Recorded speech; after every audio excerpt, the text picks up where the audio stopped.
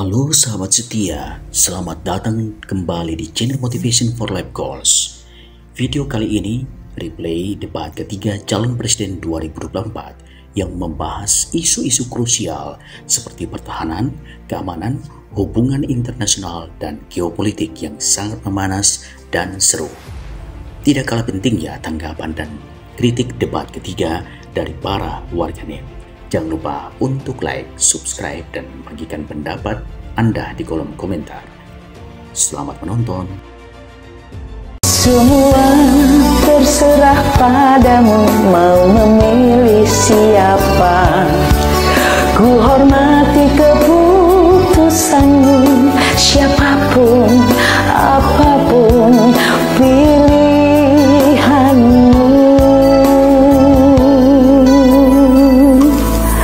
Sebelum terlanjur kita salah memilih, yakinkan pilihanmu.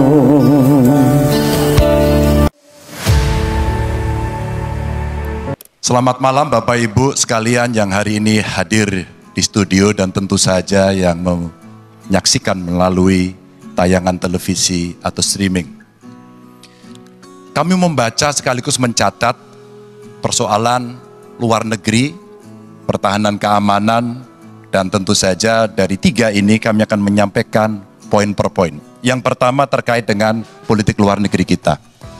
Politik luar negeri kita adalah alat untuk negosiasi terhadap dunia luar, tapi kepentingan nasional harus nomor satu. Kenapa itu menjadi penting?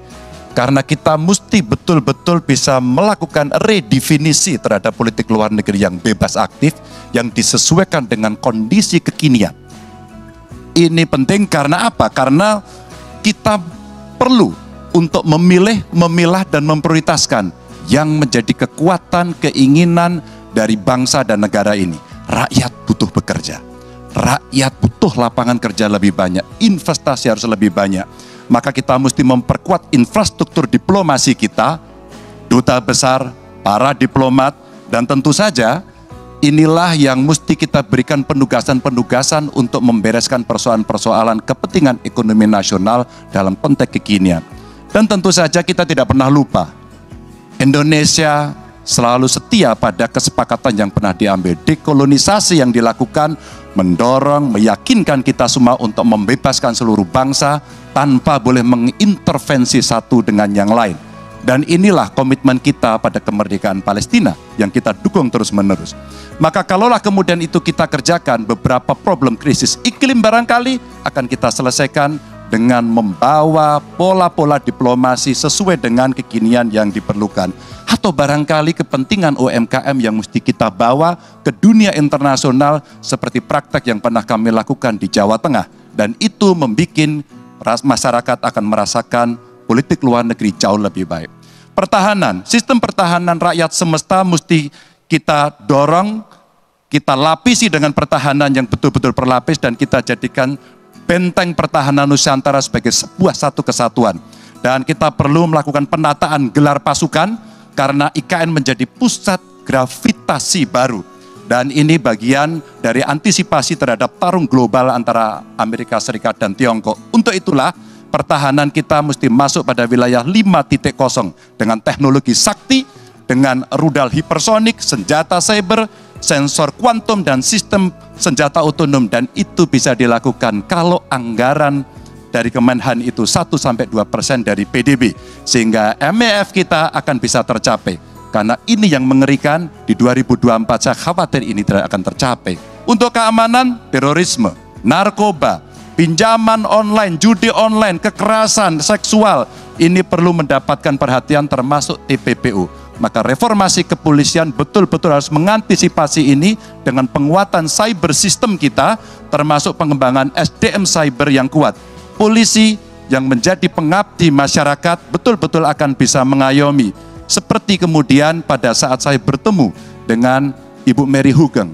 Bagaimana Ibu Mary menceritakan bahwa polisi kita mengayomi dengan kesungguhan. Polisi kita hidup dengan sangat sederhana dan mereka punya integritas yang tinggi.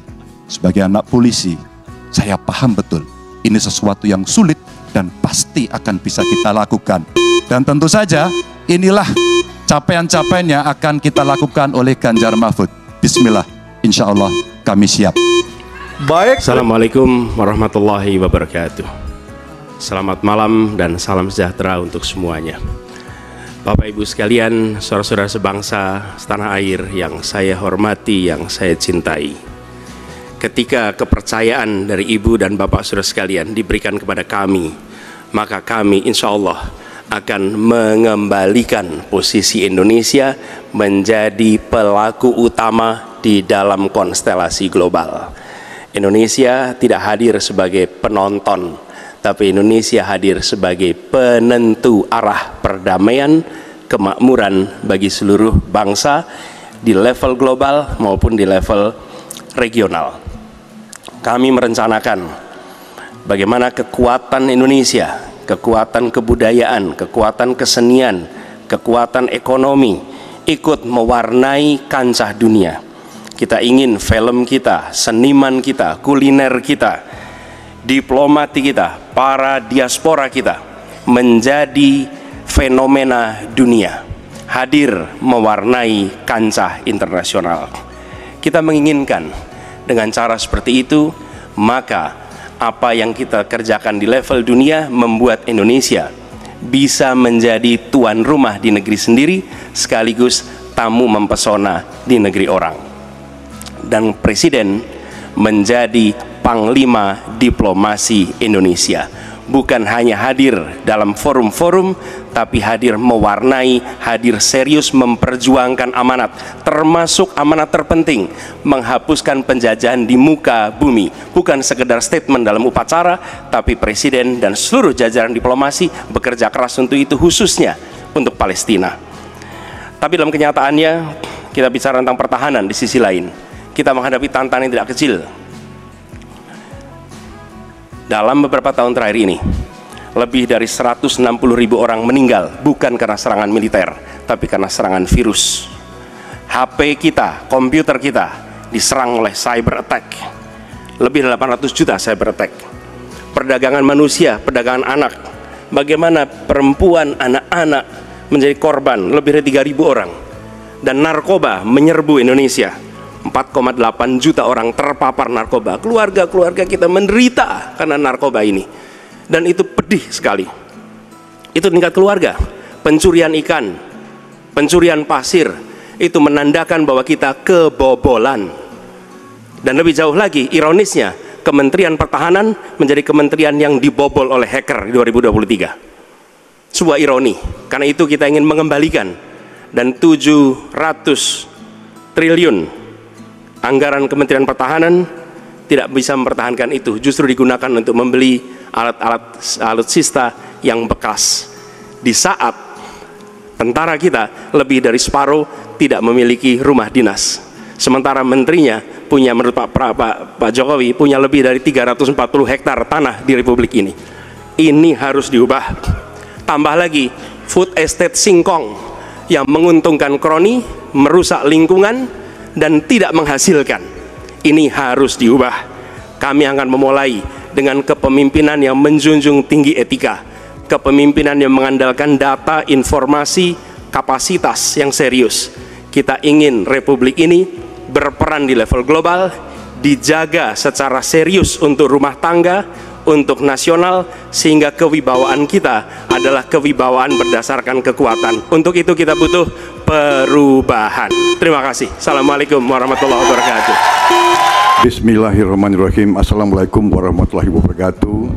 Salam sejahtera kita sekalian. Shalom, Om Swastiastu, Namo Buddhaya, salam kebajikan. Bapak-bapak, ibu-ibu sekalian yang saya hormati, malam ini kita membicara tema-tema yang sangat penting: pertahanan, hubungan internasional, geopolitik, globalisasi, keamanan.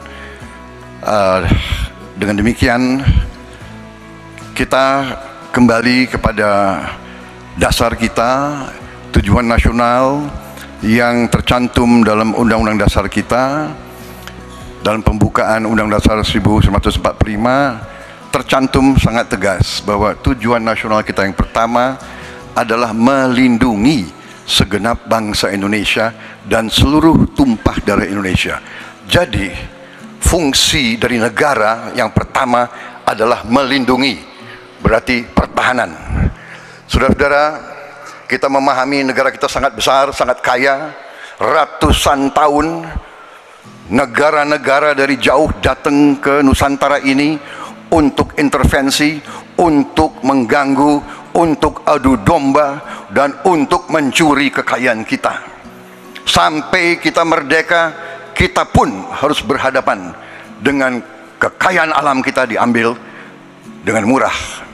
Karena itu, untuk kita menjadi negara makmur, untuk kita menjadi negara sejahtera, untuk rakyat kita hidup layak, punya pekerjaan layak, kita harus menjaga kekayaan kita. Kita harus menjaga, dan habis itu kita harus mengelola kekayaan kita. Saudara-saudara sekalian, politik luar negeri kita secara tradisi sejak awal kita merdeka adalah bebas aktif, adalah non-blok, tidak memihak, tidak ikut blok-blok, tidak ikut fakta. Ini akan saya teruskan. Dengan hubungan baik dengan semua kekuatan, kita bisa mengamankan kepentingan nasional kita. Saudara-saudara sekalian, 1000 kawan terlalu sedikit, 1 lawan terlalu banyak. Kita akan menjalankan politik tetangga baik. Saudara-saudara sekalian, kita bertekad harus punya pertahanan yang kuat. Mungkin ada yang asal bicara tanpa data, ya kan? Mungkin didorong oleh ambisi yang menggebu-gebu sehingga tidak objektif. Saudara-saudara sekalian, saya sebagai Menteri Pertahanan berpegang kepada doktrin, kepada strategi nasional, dan semuanya adalah atas dasar kepentingan bangsa dan rakyat Indonesia, dan saya mampu mempertanggungjawabkan, dan saya berkeyakinan hanya dengan pertahanan yang kuat kita akan dihormati, kita akan menjaga kepentingan nasional kita. Kalau kita buka buku ilmu pengetahuan yang paling dasar, kekuatan nasional harus ada kekuatan militer. Tanpa kekuatan militer, sejarah peradaban manusia mengajarkan bahwa bangsa itu akan dilindas seperti di Gaza sekarang ini.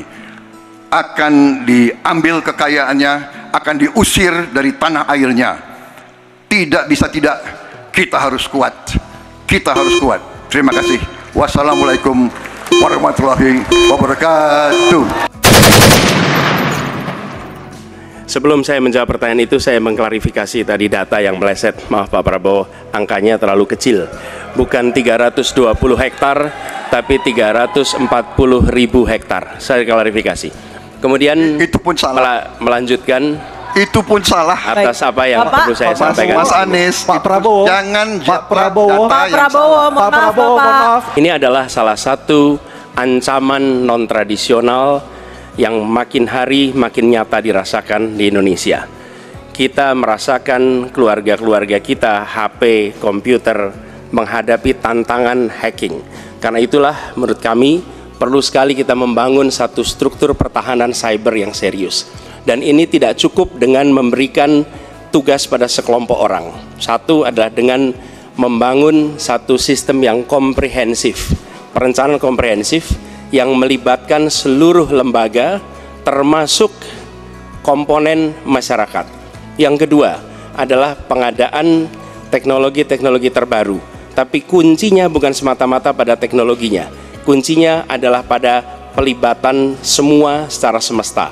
Yang ketiga, yang tidak kalah penting adalah mekanisme untuk merespon balik apabila terjadi kondisi serangan, sehingga bisa memiliki kecepatan untuk recover, kecepatan untuk kembali dalam sistem ketika terjadi serangan-serangan cyber itu.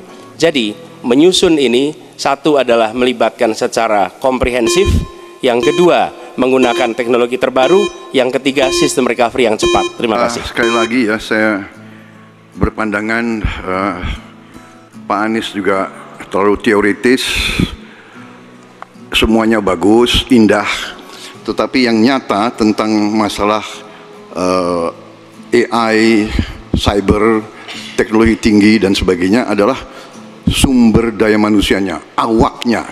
Saya begitu jadi menteri, saya membentuk 4 fakultas baru di bidang sains, teknologi, engineering, dan mathematics.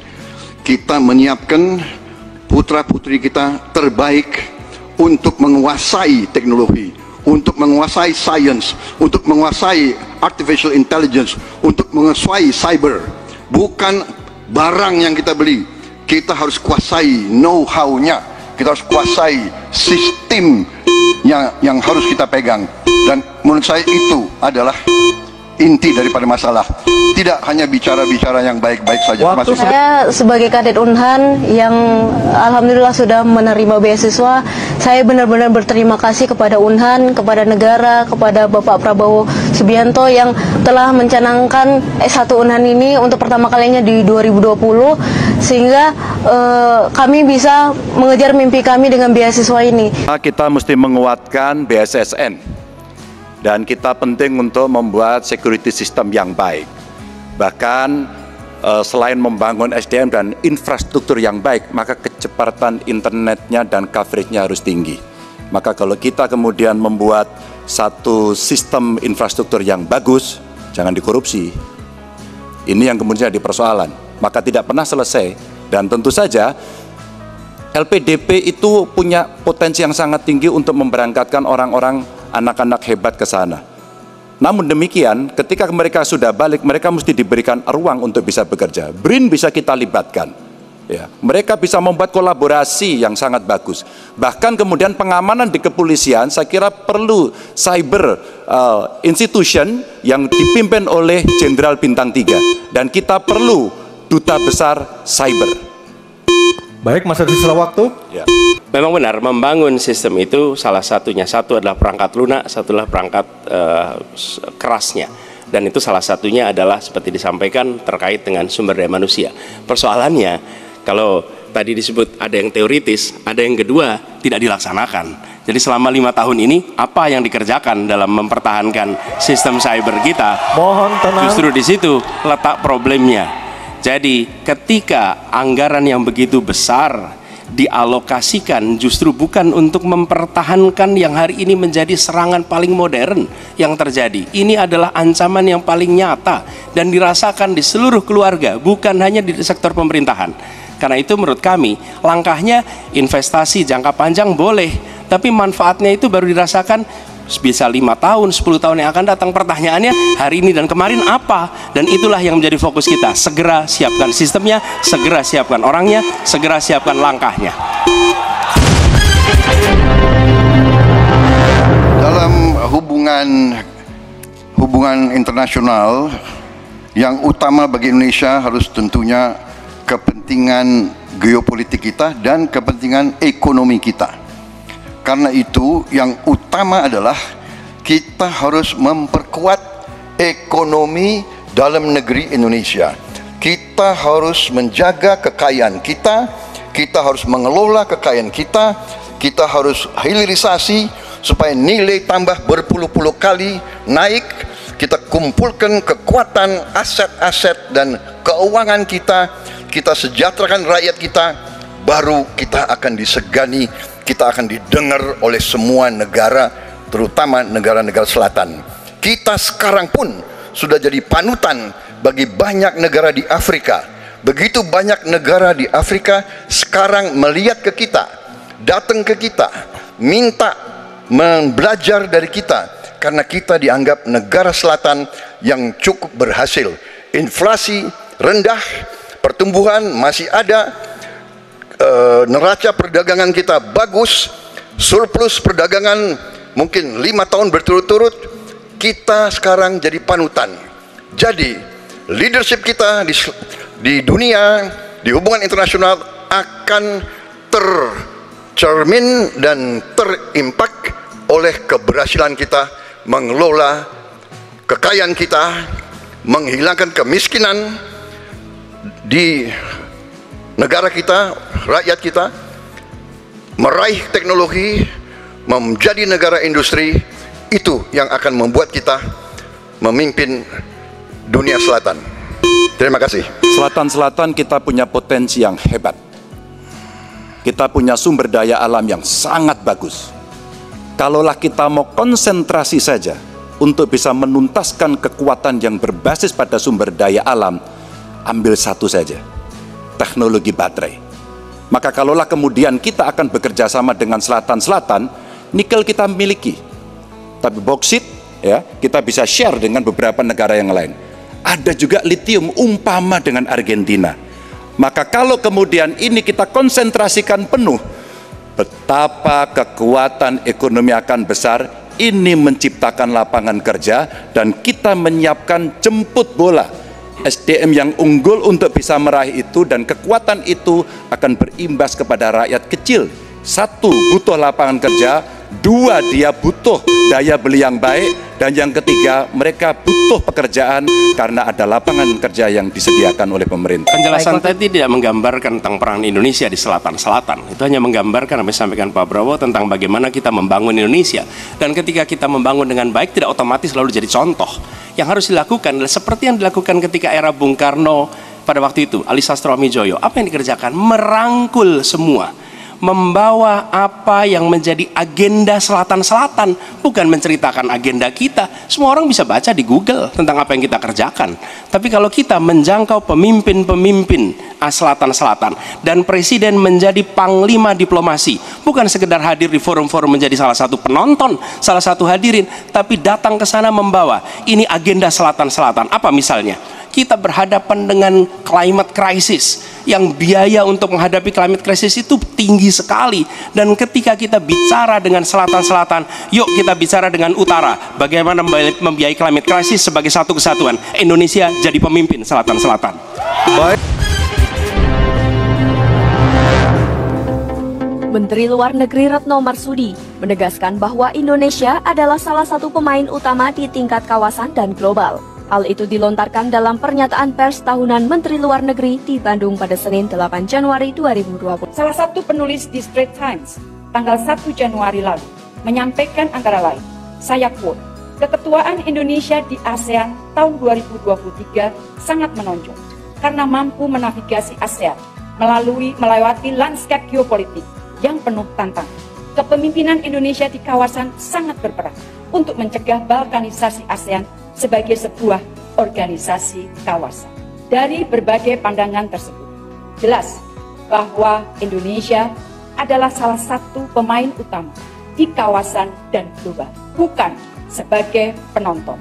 Adapun pernyataan Retno ini dilontarkan sekaligus secara tidak langsung membantah pernyataan Capres nomor urut 1 Anies Baswedan yang disampaikan dalam debat ketiga Pilpres 2024. Tapi kalau kita menjangkau pemimpin-pemimpin selatan-selatan dan presiden menjadi panglima diplomasi, bukan sekedar hadir di forum-forum menjadi salah satu penonton, salah satu hadirin, tapi datang ke sana membawa ini agenda selatan-selatan.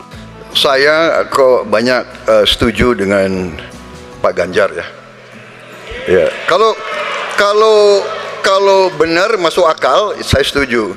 Kalau ngomong-ngomong ya kumaha.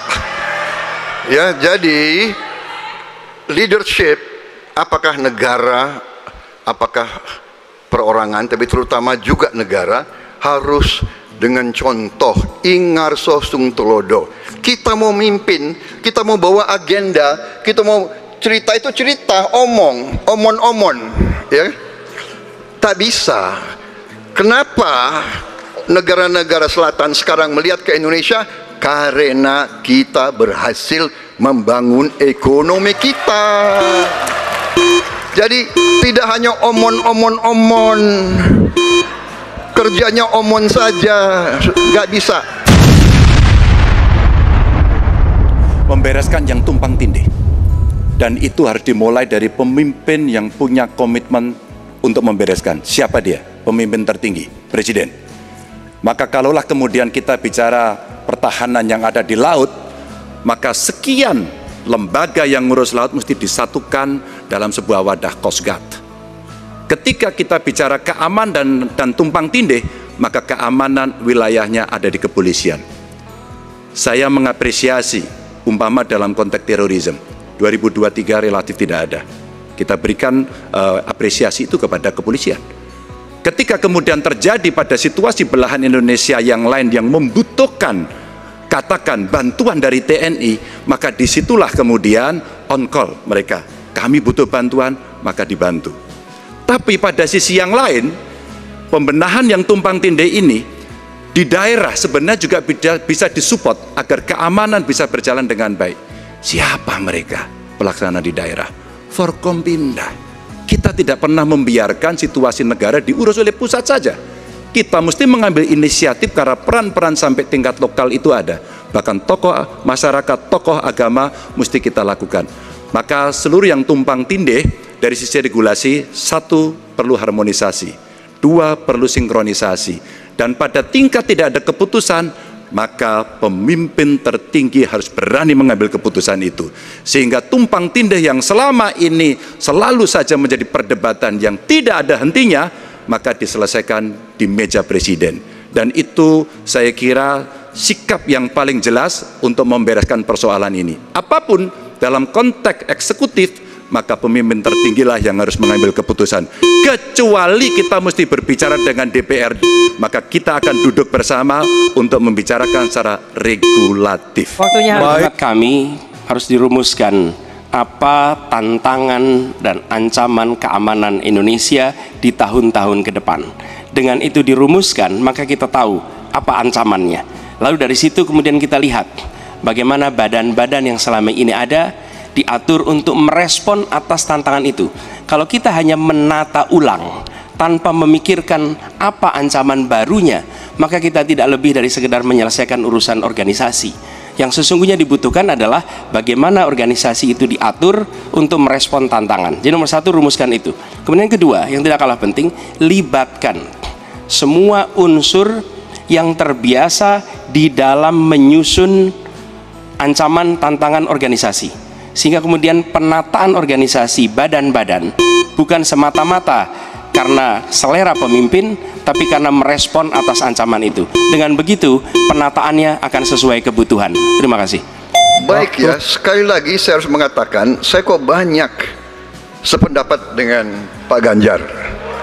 Jadi benar, tumpang tindih harus diselesaikan oleh pimpinan tertinggi, dan itu saya kira bisa ya. Tapi benar, saya juga harus mengatakan kita harus apresiasi prestasi TNI dan prestasi Polri dalam menjaga pertahanan keamanan, dalam mengatasi berbagai peristiwa-peristiwa yang pelik. Harus kita akui, menghadapi terorisme, bom Bali, Peloso dan sebagainya. Untuk itu saya kira kalau saya dapat mandat, saya akan perbaiki kualitas hidup TNI, kualitas hidup Polri, memimpin supaya TNI dan Polri menjadi yang terbaik yang bisa kita bangun. Dengan keunggulan TNI dan Polri, Polri langsung di bawah Presiden, kita akan berbuat yang terbaik untuk rakyat kita. Terima kasih. Selanjutnya, ketika overlap kelembagaan ditanyakan kepada saya, maka saya sudah pelajari apa yang ada.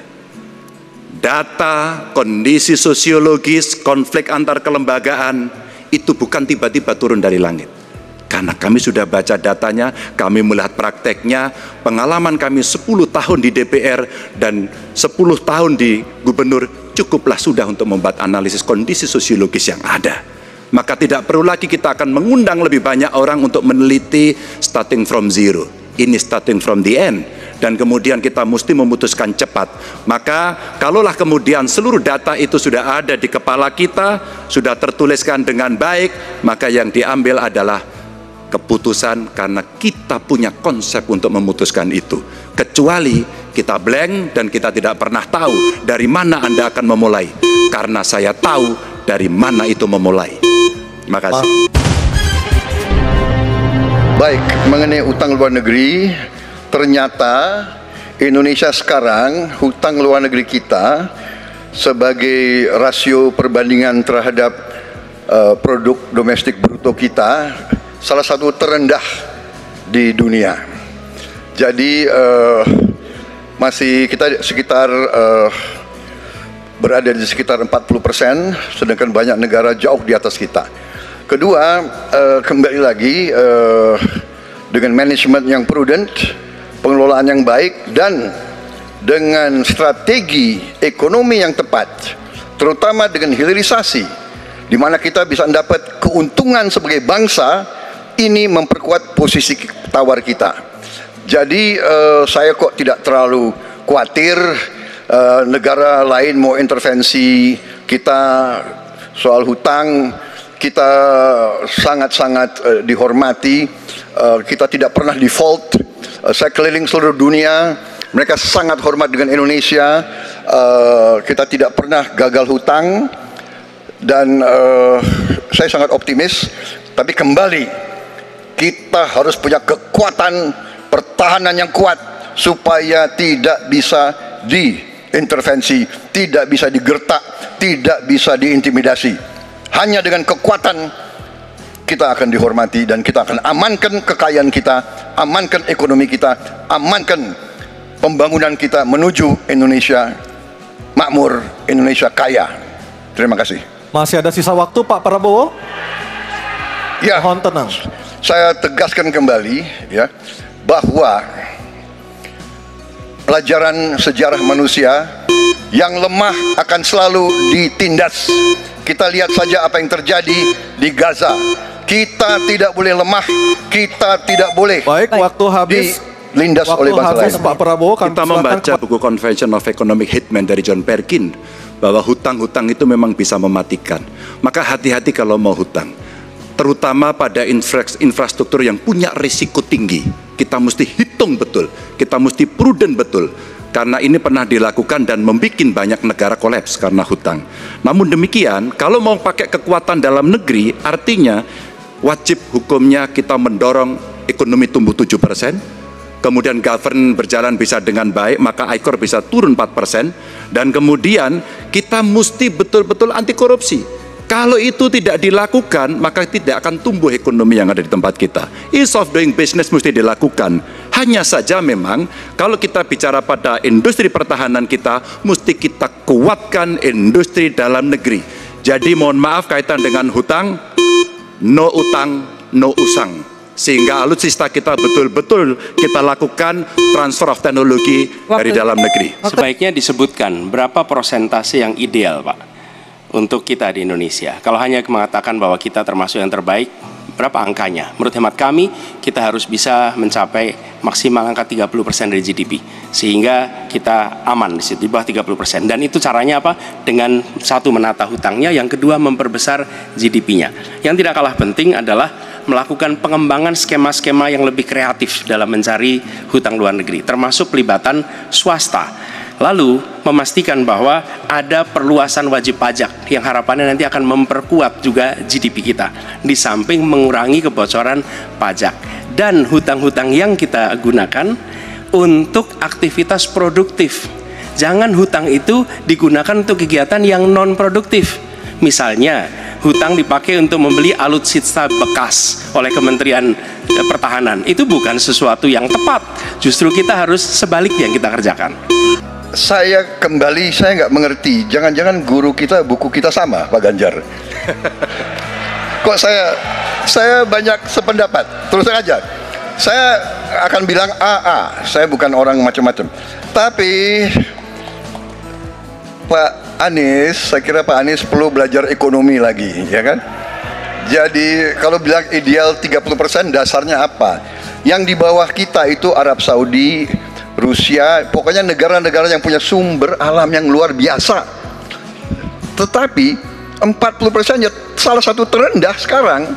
Jadi kalau kita mau bangun industri, tadi saya setuju sebagian dari yang Bapak sampaikan. Oh iya, kenapa? Yang penting utang itu produktif. Itu saya setuju. Tapi kita bisa sampai 50%, tidak ada masalah. Kita tidak pernah default. Kita tidak pernah default. Kita dihormati di dunia. Baik. Terima kasih. Baik. Indonesia bukan claimant. Jadi sebenarnya kita punya banyak langkah untuk bisa kita lakukan. Yang pertama adalah kita evaluasi perjalanan selama ini bagaimana di Laut Cina Selatan tidak pernah selesai.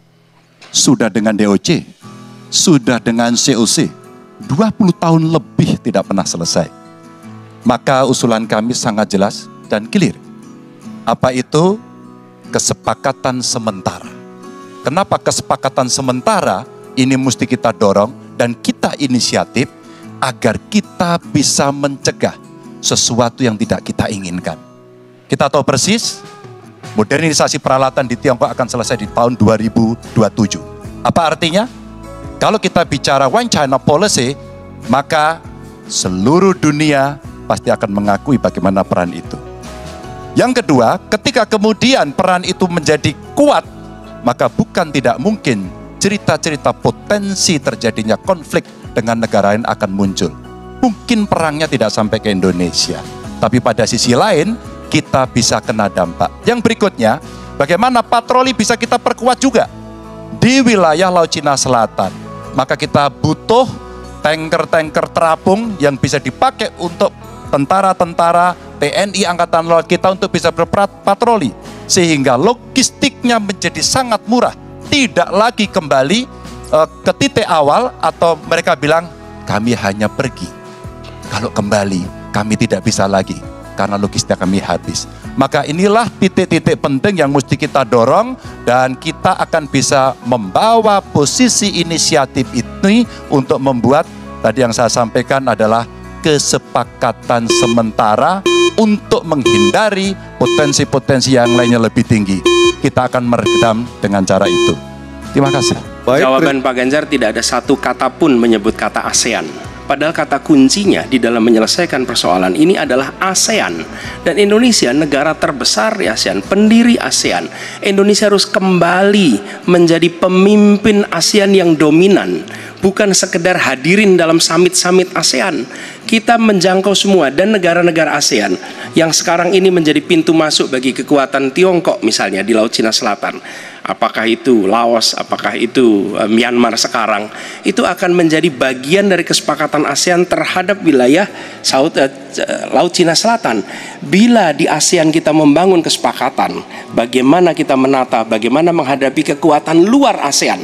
Karena kekuatan luar ASEAN yang datang di sini, maka kita menghadapinya sebagai satu regional, bukan sekedar Indonesia berhadapan dengan negara lain, tapi satu region dan Indonesia memimpin ASEAN. Itu kata kuncinya menurut saya. Terima kasih. Jadi keadaan Laut Cina Selatan menggarisbawahi bahwa kita perlu kekuatan pertahanan yang kuat. Kita perlu platform untuk patroli, kita perlu satelit, kita perlu banyak sekali. Dan untuk itu pertahanan harus kita bangun. Dan tadi ya sekali lagi Pak Anies ngomong-ngomong barang bekas karena Pak Anies rupanya tidak mengerti masalah pertahanan. Ya tidak. Saya bersedia Pak Anies mengundang Pak Anies di tempat yang Pak Anies suka, kita diskusi. Saya akan bawa data. Saya akan bawa data yang sebenar-benarnya. Ya. Jadi barang-barang bekas itu menurut saya menyesatkan rakyat. Itu Pak tidak pantas seorang profesor ngomong-ngomong begitu ya. Karena dalam pertahanan hampir 50% alat-alat dimanapun adalah bekas. Tapi usianya masih muda. Terima kasih Mas Anies, saya tidak memberikan catatan ASEAN. Saya tahu persis pengambilan keputusan di ASEAN itu rumitnya minta ampun. Karena harus dengan konsensus. Maka kenapa banyak persoalan tidak selesai? Disitulah ketika kemudian amanah yang diberikan kepada saya, revitalisasi ASEAN. Agar kemudian pengambilan keputusannya tidak bulat. Sehingga kalau kita berbicara Laut Cina Selatan kemudian menggerakkan ASEAN, oke, itu betul. Tapi terbayangkan DOC, COC yang sudah lamanya minta ampun 20 tahun lebih tidak pernah selesai. Maka pengambilan keputusannya, proses pengambilan keputusan di ASEAN itulah yang mesti juga kita review sehingga akan bisa lebih cepat. Yang berikutnya, saya sepakat alutsista angkatan laut yang ada di sekitar sana harus menjadi prioritas. Dan begitu saya jadi presiden, kita tunjukkan kedaulatan kita, gas yang ada di Natuna Utara harus dieksploitasi oleh kita sendiri untuk menunjukkan power kita. Negara harus mengalokasikan sumber daya yang cukup di bidang kebudayaan. bukan dipandang sebagai biaya tapi dipandang sebagai investasi. Dengan begitu, maka karya-karya kita dari mulai kuliner, karya seni seperti film itu menjadi tumbuh berkembang dan kemudian bisa dibawa ke level global. Dan kita berencana di dalam diplomasi ini melibatkan semua, diaspora dilibatkan, mahasiswa dilibatkan, mereka yang berada di luar diajak menjadi bagian dari diplomasi. Kemudian yang tidak kalah penting, kita ingin membangun rumah kebudayaan Indonesia di tiap-tiap region di seluruh dunia. Sehingga di tiap-tiap region kita akan memiliki satu tempat di mana Indonesia menunjukkan karya budayanya, di mana kita menjual kepada mereka bukan sekedar komoditas perekonomian, tapi juga kita menawarkan kepada mereka nilai karya budaya Indonesia. Kemudian kuliner, kita merencanakan untuk membantu mendorong tumbuhnya restoran-restoran, kafe-kafe Indonesia di berbagai kota besar di seluruh dunia. Sebagaimana sekarang di Jakarta kita menyaksikan banyak sekali restoran asing di sini. Kita harus memiliki rumah kuliner Indonesia di berbagai tempat. Dan itu siapa? Negara yang ada di belakangnya, negara yang fasilitasi. Dengan begitu maka swasta yang terlibat akan bisa mengelola ini, tapi awalnya investasi dari negara. Dan lalu disiapkan kredit yang memungkinkan bagi usaha kecil mikro untuk menjadi bagian dari diplomasi kebudayaan Indonesia. Kemudahan di dalam permodalan, kemudahan di dalam mengakses pasar internasional, itu semua dilakukan supaya seluruh jajaran bisa terlibat di dalam kampanye diplomasi kebudayaan Indonesia. Terima kasih. Saya kira yang disampaikan Pak Anies masuk akal ya, walaupun memang itu bersifat normatif ya.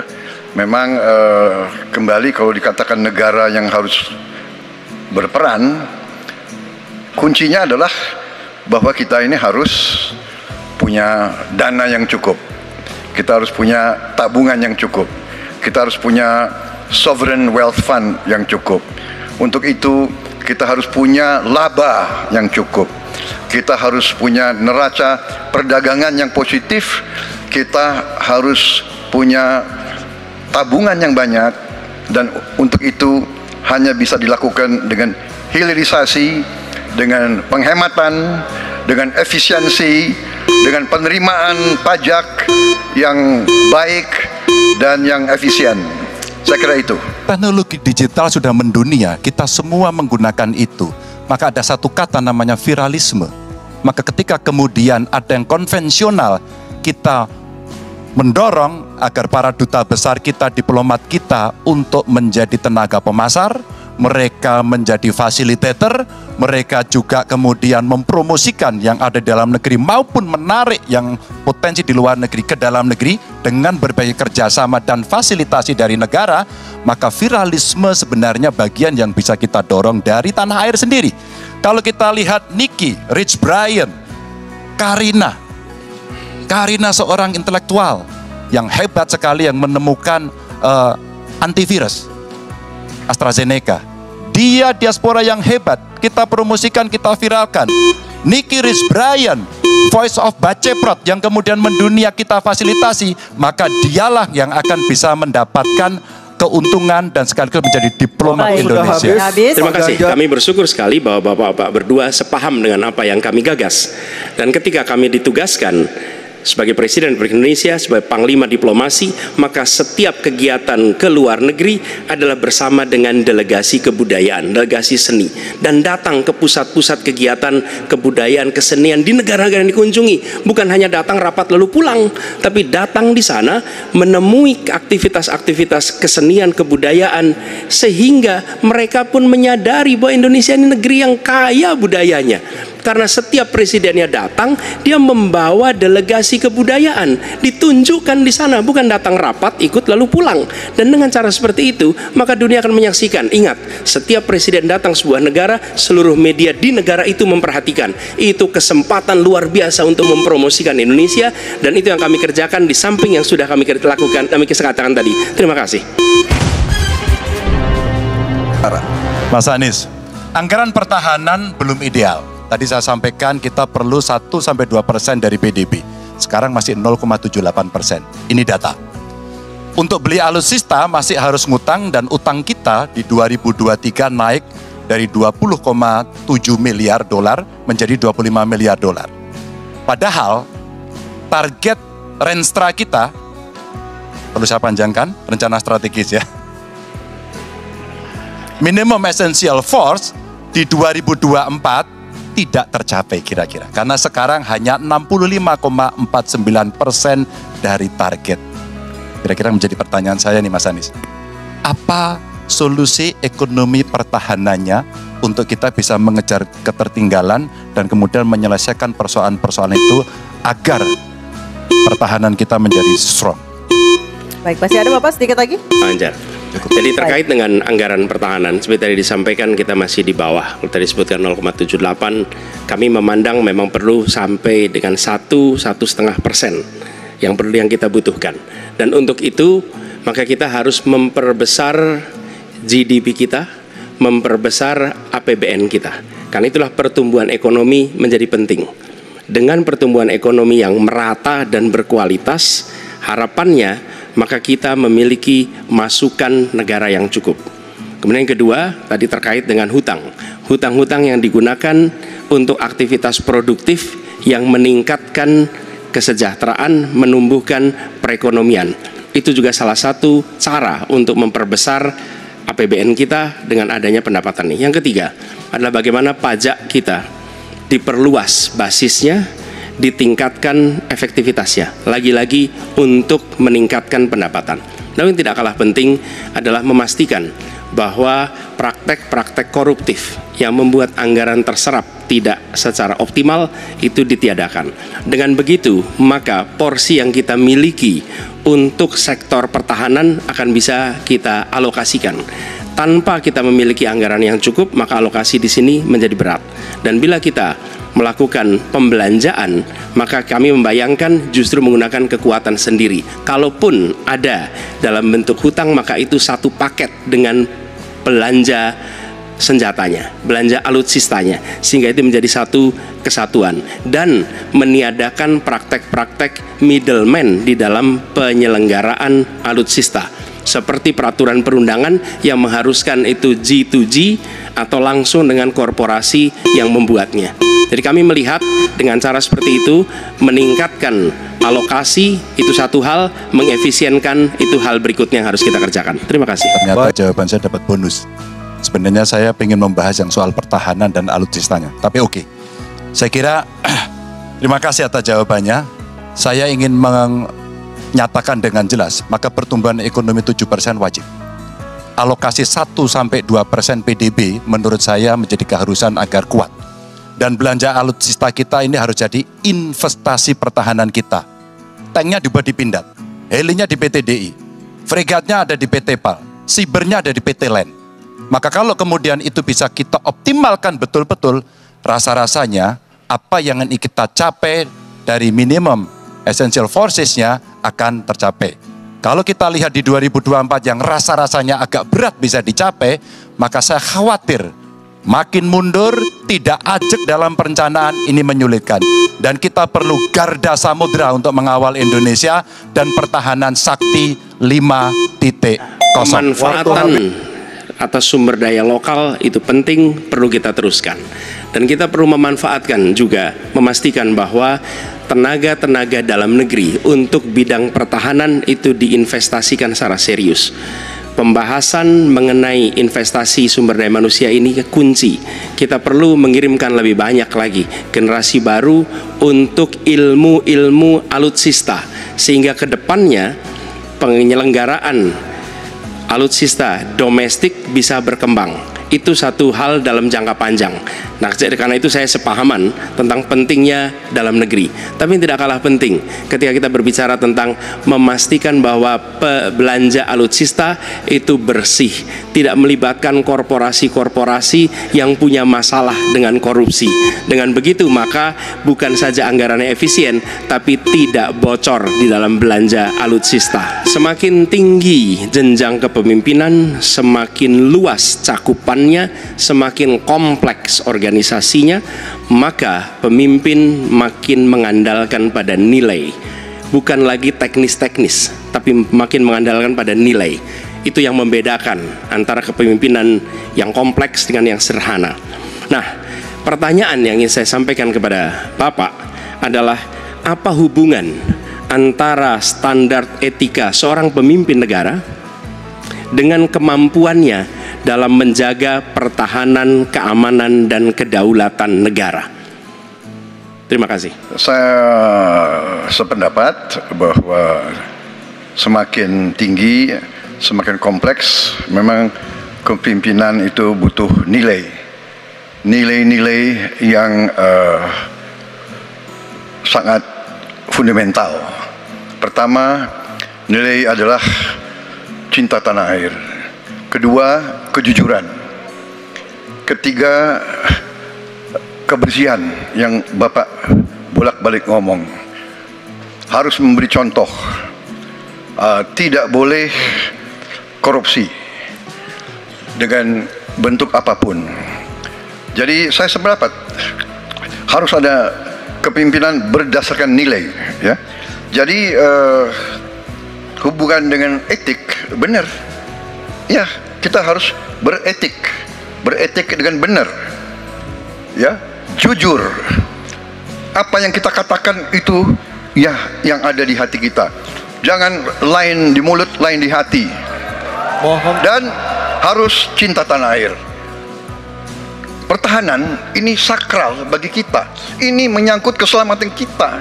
Jangan karena ambisi pribadi kita menghasut dan menyesatkan rakyat. Itu etik yang tertinggi, Saudara Profesor Anies Baswedan. Itu etik yang tertinggi. Kebersihan jiwa, kejujuran, kesetiaan kepada rakyat. Sekali lagi, jangan karena ambisi pribadi kita menyesatkan rakyat, kita menghasut rakyat, kita membahayakan pertahanan keamanan rakyat. Kasihan prajurit-prajurit yang sedang berjuang untuk menjaga kita, polisi-polisi yang menjaga kita. Kasihan kalau ada calon-calon pemimpin yang kerjanya hanya menghasut saja. Ketika dikatakan bahwa standar etika yang dipegang adalah tinggi, memang menjadi presiden, panglima tertinggi harus memiliki standar etika yang amat tinggi. Itu harus, karena dia akan mengambil keputusan, mengerahkan pasukan, dan ketika harus bertempur ada korban nyawa, itu keputusan-keputusan etika. Tapi dalam kenyataannya Pak, ketika Bapak memimpin di Kementerian Pertahanan, banyak orang dalam pengadaan alutsista, PT Teknologi Militer Indonesia, Indonesia Defense Security, lalu orang dalam pengelolaan food estate, lalu ada kejadian-kejadian di mana kita semua menyaksikan ketika ada pelanggaran etika dan Bapak tetap jalan terus dengan cawapres yang melanggar etika. Artinya ada kompromi atas standar etika. Standar etika ini fakta. Ini fakta. Dan kemudian dalam pidato Bapak mengolok-olok tentang pentingnya etika. Saya tidak tega untuk mengulanginya. Pertanyaannya, apa penjelasan Pak Prabowo soal itu semua? Jadi saudara-saudara, semua data yang saudara ungkapkan itu keliru semua. Jadi saya bersedia kita duduk, kita buka-bukaan, ya. Mau bicara food estate, mau bicara apa PT Teknologi Militer Indonesia, kita buka, iya kan? Jadi di mana masalahnya? Nah, saudara bicara etik, ya kan? Saya tuh keberatan karena saya menilai, maaf ya, karena Anda desak saya terus terang aja saya menilai Anda tidak pantas bicara soal etik. Itu saja. Saya merasa bahwa Anda itu posturing, ya. Anda tuh menyesatkan. Itu aja, ya. Saya boleh berpendapat kan? Saya menilai Anda tidak berhak bicara soal etik karena Anda memberi contoh yang tidak baik soal etik. Terima kasih, Pak Ganjar. Pak Ganjar mengatakan bahwa anggaran pertahanan kita sebaiknya naik 1-2%, dan bahwa kita harus membangun industri pertahanan dalam negeri yang kita utamakan. Pertanyaan saya, kalau kita menaikkan sampai dengan 1-2%, bagaimana sikap Bapak dalam mengambil keputusan tentang teknologi yang mana yang kita prioritaskan dalam peningkatan pertahanan itu? Postur mana? Daratlah, lautlah, udara, atau ketiga-tiganya, atau kita mengarah ke teknologi yang lebih canggih lagi? Terima kasih. Mudah-mudahan saya didudukan di tengah, memang agak mendinginkan dua kawan saya kiri kanan. Terima kasih Pak Prabowo.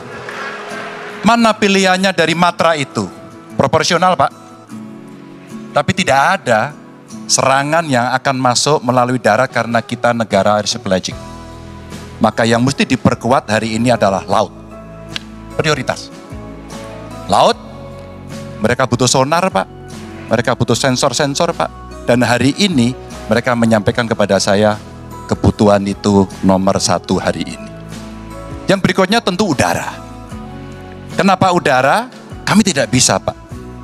Dan saya senang kalau nanti Bapak dalam forum ini menjelaskan ide Bapak untuk membeli pesawat bekas. Kenapa ini menjadi penting? Kami tidak rela dengan statement Bapak tadi yang saya dukung Pak. Kasihan prajurit. Pak, kalau pilotnya itu mesti dilatih 3 tahun, pesawatnya bekas Pak. Dan dia harus datang lagi, pelatihan lagi Pak. Dengan resiko yang sangat tinggi, tentu itu sangat berbahaya. Maka peningkatan itu Pak di awal saya sampaikan, kenapa pertumbuhan harus tinggi? Kenapa industri dalam negeri menjadi prioritas? Bahkan saya sebut tadi, tank dibuat di mana, heli, fregat, cyber dibuat di mana, agar kita bisa konsisten dalam perencanaan pembangunan, termasuk ketika kita membuat kapal selam yang sudah dimulai dari PT PAL. Yang kerjasamanya kalau tidak salah Bapak batalkan dengan Korea Selatan. Tolong Pak kalau saya keliru, ini kesempatan Bapak untuk bisa menjelaskan dengan PT PAL yang kerjasama dengan Korea Selatan. Kapal selam. Pak Prabowo. Jadi nanti itu. Ini nggak apa-apa kalau saya terima, sebenarnya debat sebenarnya seperti ini, kalau boleh tanya jawab langsung. Baik, silakan Bapak Ganjar, silakan. Silakan Pak, dilanjutkan, masih ada waktu. Masih ada waktu Pak Ganjar. Iya, ya karena sudah selesai. The stage is yours Pak, silakan. Kesempatan baik, saya silakan menjawab. Jadi alat perang itu usianya kurang lebih 25 sampai 30 tahun. Pesawat terbang, kapal perang dan sebagainya. Jadi bukan soal bekas dan tidak bekas, tapi usia pakai, ya, kemudahan. Jadi pesawat umpamanya pesawat Mirage 2005 yang ada di Qatar, yang rencananya kita ingin akuisisi, itu usia pakainya masih 15 tahun Pak. Dan teknologi ini mengarah kepada yang lebih canggih. Kita menunjukkan yang canggih, yang terbaru. Tapi kalau kita beli baru, datangnya Pak baru 3 tahun dan operasionalnya itu baru 7 tahun Pak. Nah sementara 3 sampai 7 tahun ini kita perlu deterrent, kita perlu kemampuan. Itu maksudnya latar belakang. Jadi saya kira itu yang bisa saya jelaskan, tapi waktu yang singkat tidak cukup. Baik, ya, awalnya saya percaya sekali bahwa Bapak akan memahami ini. Tapi hari ini saya menjadi meragukan. Karena saya bertanya kepada pilot, saya bertanya kepada Angkatan Laut pada persoalan ini. Perencanaan pembangunan yang top down membuat seluruh Matra hanya menerima saja. Kenapa ini saya sampaikan Pak? Maka kalau kita bicara katakan bukan soal cerita bekasnya, buat kami tidak. Karena Yuwono Sudarsono pernah menolak itu, dan apa yang Bapak rencanakan hari ini ditunda. Apa artinya? Saya kira perencanaannya terlalu gegabah pada soal itu. Dan keseriusan itu tidak dimunculkan sama sekali pada pengelolaan industri pertahanan dalam negeri. Di mana PT PAL kemudian hari ini sudah mendapatkan hutang dan kemudian dia tidak bisa melaksanakan apapun pada soal itu. Maka ini menjadi catatan, tapi saya berterima kasih karena Pak Prabowo menjelaskan itu. Dan mudah-mudahan masyarakat menjadi jelas posisi. Terima kasih Pak Ganjar. Pertanyaan ini terkait dengan kinerja Kementerian Pertahanan. Ketika tadi kita bahas sama-sama situasi pertahanan kita, Bapak tadi membahas tentang bagaimana belanja alutsista, bagaimana rencana tentang minimum force itu bisa dicapai dan lain-lain. Bapak melakukan review itu. Nah, di sisi lain, Bapak juga waktu itu pernah memberikan penilaian atas kinerja penegakan hukum di Indonesia. Bapak beri skor 5 atas kinerja hukum di Indonesia. Pertanyaannya sekarang terkait dengan pertahanan, berapa skor yang Bapak berikan atas kinerja Kementerian Pertahanan yang dipimpin oleh Bapak Prabowo? Silakan Pak Ganjar. Baik, masih ada waktunya Pak Anies? Cukup Pak Anies? Cukup. 5 juga. Saya punya datanya dan kemudian akan saya sampaikan. Maka di meja saya sudah saya siapkan data satu persatu. Namun demikian Mas Anies, tentu saja ada yang ingin saya sampaikan dari apa yang tadi sudah saya utarakan. Ketika kemudian kita ingin membangun sistem pertahanan kita, maka dalam perencanaan kita tidak boleh gonta-ganti. Kita mesti ajak, mesti konsisten. Kedua, kita mesti mendengarkan betul-betul dari seluruh matra. Maka seluruh proses perencanaannya harus bottom up. Sehingga saya ketemu dengan seseorang berpangkat cukup tinggi, Pak, kalau Bapak kasih persenjataan kepada saya yang tidak saya butuhkan, sudah saya siapkan museum untuk saya taruh di sana. Situasi seperti ini tentu tidak mengenakan. Tapi ini harus kita buka apapun kondisinya untuk perbaikan bangsa. Kritik, otokritik itu menyehatkan. Tidak ada kok rasa dengki di hati saya. Yang ada adalah bagaimana rasa cinta tanah air ini mesti kita wujudkan. Agar kemudian kita betul-betul bisa menjadi negara kuat di banyak area dan kita berbicara di dunia internasional disegani. Bung Karno telah menyampaikan itu. Daulat politik itu wajib. Berdikari dalam bidang ekonomi mesti dituju. Dan kita punya kepribadian dalam kebudayaan. Sekarang daulat ekonomi pertahanan kita mesti kita tunjukkan. Maka ketika banyak perusahaan-perusahaan waktu itu yang sangat strategis dibikin, itu mimpi sejak dari lama pendiri bangsa agar kita menjadi negara kuat. Dan itulah yang sebenarnya kita-kita yang harus meneruskan. Jadi, itu. TNI, tentara kita, polisi kita, semua bekerja luar biasa di lapangan. Kita harus berikan rasa hormat dan terima kasih. Karena mereka mengerjakan hal-hal yang sulit, hal-hal yang berat. Tapi sisi kebijakan menurut saya lebih parah. Kenapa? Di era Pak SBY, kenaikan gaji terjadi 9 kali. Selama era ini hanya bernaik gaji 3 kali dan akan naik nanti tahun depan. Karena menjelang pemilu mungkin naik gajinya. Tapi di sisi lain, kesejahteraannya tidak dipikirkan dengan serius. Tukin hanya 80%. Lihat Kementerian Keuangan, lihat Kementerian PUPR. Menteri-menterinya mengusahakan peningkatan tukin di mereka. Lalu kita lihat tadi alutsista yang bekas, yang itu resikonya adalah keselamatan dari TNI kita. Mereka bekerja keras menjaga setiap jengkal tanah Republik ini. Tetapi mereka tidak didukung dengan policy. Karena itu menurut saya skornya justru di bawah 5, Mas Ganjar. Kalau 5 itu ketinggian, Pak Ganjar. Terima kasih, Pak Ganjar. Mas Anies gak usah takut. Disebut aja angkanya berapa gitu loh. Kayak saya gitu loh. Jangan di bawah 5, sebut aja berapa. 11, Mas. Dari 100. Ini sedikit ngajari kendel Mas Anies biar berani. Apa yang kemudian saya lakukan dari jawaban saya untuk membela para TNI kita? Saya bersama mereka. Saya mendengarkan, saya berkeliling Indonesia, saya mampir bertemu di rumah-rumah mereka, di asrama-asrama mereka. Maka kami tidak mau kalau kemudian mereka, mohon maaf, bertempur dan mati sia-sia. Saya tidak rela. Maka itulah yang saya bela. Maka perencanaan bottom up itu betul-betul sebuah perencanaan yang mereka inginkan, mereka harapkan, dan mereka bisa menggunakan dengan sangat efektif. Termasuk pada soal kesejahteraan tadi yang disampaikan. Dan saya sepakat pada soal itu. Saya cukup kaget karena beberapa hari yang lalu calon wakil presiden Bapak menyampaikan bahwa negara kita tidak dalam keadaan perang, sehingga untuk apa kita harus beli alat-alat perang. Tapi hari ini Bapak mengatakan Bapak setuju dengan kenaikan anggaran 1-2%. Jadi itu saya minta ketegasan. Yang kedua, ya sekali lagi data-data yang Bapak pegang adalah keliru, dan juga Pak Ganjar tadi juga banyak kelirunya. Saya sangat transparan dan semua partai yang mengusung Bapak, Profesor Anies, mendukung APBN, berarti mendukung program saya. Termasuk PDIP di Komisi 1. Jadi waktu habis. Kita butuh pertahanan yang sesuai dengan ancaman nyata yang ada di depan kita. Ancaman ini dirasakan oleh siapa? Dirasakan bukan saja di dalam batas-batas teritorial, tapi juga di keluarga.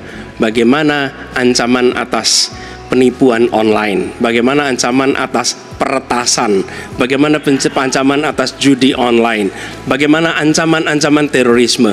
Itu semua membutuhkan perhatian. Jadi bukan memutuskan untuk belanja alutsista berdasarkan selera dan berdasarkan preferensi masa lalu, tapi justru harus mencerminkan kebutuhan masa depan. Inilah yang menurut kami penting. Ya, anggarannya perlu kita tingkatkan, tapi jangan keliru, ancamannya juga mengalami pergeseran. Jadi itulah sebabnya mengapa kita melihat perlunya ada strategi yang baik. Supaya apa? Supaya kekuatan yang kita miliki mereka bisa bekerja dengan optimal, tidak sia-sia. Lalu Pak Prabowo yang saya hormati, ini bukan soal pribadi, ini soal negara, ini soal policy. Penjelasannya ya di tempat ini, bukan di ruang-ruang tertutup yang tidak diketahui oleh publik. Justru kalau Bapak ketahui datanya salah, tunjukkan di tempat ini sehingga publik bisa mengetahui, bukan dalam pertemuan-pertemuan lain yang tidak jelas dari mana kita bisa menilai akurasinya. Jadi menurut hemat kami, bila ada di antara kami yang faktanya keliru, Bapak tunjukkan. Tapi kalau Bapak tidak menunjukkan, berarti memang faktanya benar. Itulah kenyataan yang ada di lapangan. Dan ini juga yang selalu kami gunakan. Kami gunakan fakta-fakta itu. Itulah sebabnya, Pak, kami melihat penting sekali untuk kita tenang, dingin, jangan emosional dalam menghadapi persoalan-persoalan kenegaraan, dalam menghadapi persoalan-persoalan pertahanan. Demikian jawaban kami. Terima kasih. Baik, terima kasih Pak Anies. Pak Anies, saya tidak bicara tertutup, saya bicara di Dewan Perwakilan Rakyat Komisi 1, di mana semua partai yang mengusung Bapak hadir dan menyetujui yang saya ajukan. Jadi, dan juga sekarang waktunya nggak ada, jadi saya mengundang kita bicara terbuka. Terbuka, silakan. Tapi saya ingatkan, Bapak cinta atau tidak dengan negara ini? Masa kita mau buka semua kekurangan kita, semua masalah kita buka di depan umum? Apakah itu pantas? Di negara yang baik, di negara maju, masalah rahasia ada, Profesor. Jadi bohong, saya tidak minta tertutup, saya terbuka. Komisi DPR terbuka. Tidak ada yang perlu dirahasiakan.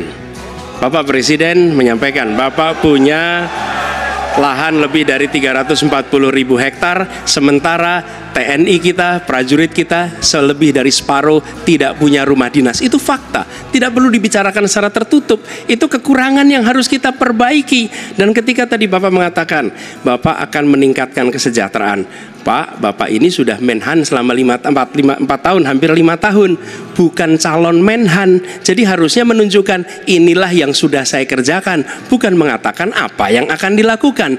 Nah, saya menyampaikan bila saya ditugasi maka kenaikan gaji dilakukan tiap tahun, maka perumahan prajurit TNI dipastikan dibangun sehingga mereka tidak perlu ngekos, tidak perlu mereka sewa, dan mereka bisa tenang.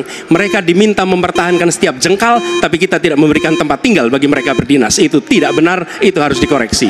Pak Prabowo, saya senang sekali Bapak memantik saya, data saya tidak benar. Silakan bantah data saya hari ini, Pak. Dan saya izinkan kalau ada staf mau bantu, silakan berdiri di sebelahnya. Izinkan. Pak, Global Peace Index kita menurut sumber Institute for Economic and Peace kita turun, Pak. Kalau mau di-close up boleh. Silakan. Saya bawakan ini dari rumah. Mari kita bicara data yang benar. Global Militarization Index kita sumbernya Bonn International Center for Conflict Studies turun. Semua skornya ada. Kapabilitas militer kita ini dari Law Institute Asia Power Index turun. Proporsi anggaran pertahanan kita sumbernya IISS Military Balance Plus turun. Pak Prabowo, saya mau bertanya kepada Bapak Termasuk kemudian capaian MEF kita hanya 65,49% dari target 79%. Mengapa terjadi penurunan dan apa solusi?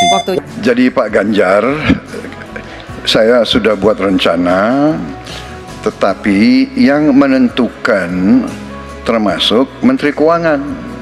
Dan masalah yang kita hadapi, tolong ya, saya memang sudah jadi Menteri Pertahanan 4 tahun, tetapi kita diganggu oleh COVID 2 tahun, di mana terjadi refocusing. Jadi banyak yang kita ajukan tidak disetujui oleh Menteri Keuangan. Jadi sebagai seorang menteri, sebagai seorang team player, saya harus loyal. Jadi ya saya tidak banyak bicara di depan umum ya. Tapi data-data yang Bapak ungkapkan masalah pesawat bekas ya. Saya ingatkan Bung Karno waktu menghadapi Irian Barat, seluruh alatnya bekas. Pak Ganjar, Bung Karno, seluruh pesawat terbang, kapal selam, cruiser, destroyer, semuanya bekas ya. Jadi kita juga masih pakai banyak sampai sekarang pesawat bekas. Jadi banyak data Bapak, mungkin niat Bapak baik, tapi mungkin tim Bapak, staf Bapak itu keliru memberi masukan ya. Jadi dalam alat perang saya katakan bukan baru dan bekas, tapi usianya kalau pesawat flying hours ya. Dan tentunya kita pasti mau yang terbaik untuk prajurit kita ya, tapi kita harus loyal kepada yang lebih besar.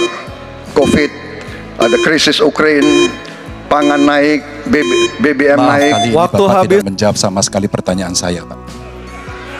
Saya pengen data yang Bapak katakan salah, data pertahanan Anda ini, Anda pertahanan saya, silahkan Anda bantah di sini. Bapak tidak mampu membantah dan Bapak menjelaskan pesawat bekas. Saya tidak pernah berbicara pesawat bekas dalam pertanyaan saya. Minimal saya bertanya, tadi kalau Bapak, maaf, mendengarkan terakhir, capaian MEF kita hanya 65,49% dari target 79%, dan ini mengkhawatirkan karena akhir tahun ini sudah harus selesai. Bapak juga tidak menjawab. Jadi artinya sebenarnya apa yang Bapak jawab dari seluruh pengelolaan pertahanan yang ada di Indonesia ini? Sungguh-sungguh saya meragukan itu karena data ini kemudian Bapak tidak mampu membantah di sini. Bahkan saya sudah memberikan ruang terbuka, kalau ada staf yang bisa membantu silakan berdiri di sini. Staf saya, oh Anda mau bilang angkanya silakan naik ke sini. Akan saya tunjukkan kalau Anda mau membantu. Ya, jadi terima kasih. Yang Bapak ungkapkan itu saya bisa bantah, waktunya tidak cukup. Saya siap berjumpa dengan Bapak. Mari kita bahas satu persatu, akan saya buktikan. Saya butuh hari ini, Pak. Nggak bisa. Saya tidak dikasih waktu. Jadi Anda tidak fair. Anda minta saya kasih penjelasan yang begitu rumit, tapi waktu saya terbatas. Jadi saya transparan, saudara. Dan yang saya katakan, kalau kita bicara MEF itu mulai dari berapa periode yang lalu. Ya, kalau kita mau buka-bukaan, Menteri Pertahanan sebelum saya, apakah tidak juga berpengaruh? Juga Menteri Keuangan yang banyak tidak menyetujui disbursement. Jadi mari kita diskusi dengan baik sebagai negarawan dan tidak mencari-cari hal-hal yang keliru. Saudara-saudara sekalian, kita patut bersyukur bahwa dalam beberapa dasawarsa ini negara kita terhindar dari konflik bersenjata dengan negara asing. Ini berkat kepemimpinan dan kenegarawanan pemimpin-pemimpin kita. Untuk itu, saya ucapkan terima kasih dan saya mengajak kita semua mengucapkan terima kasih kepada semua pemimpin dan presiden kita terdahulu.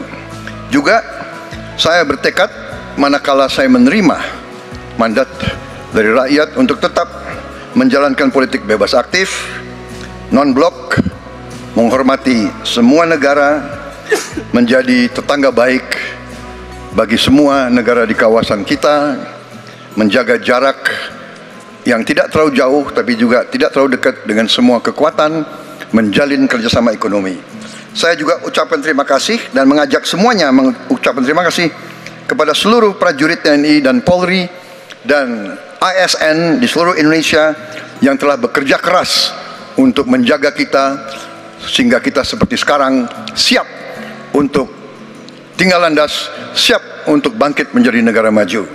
Kita perlu untuk mempertahankan sistem yang sudah baik.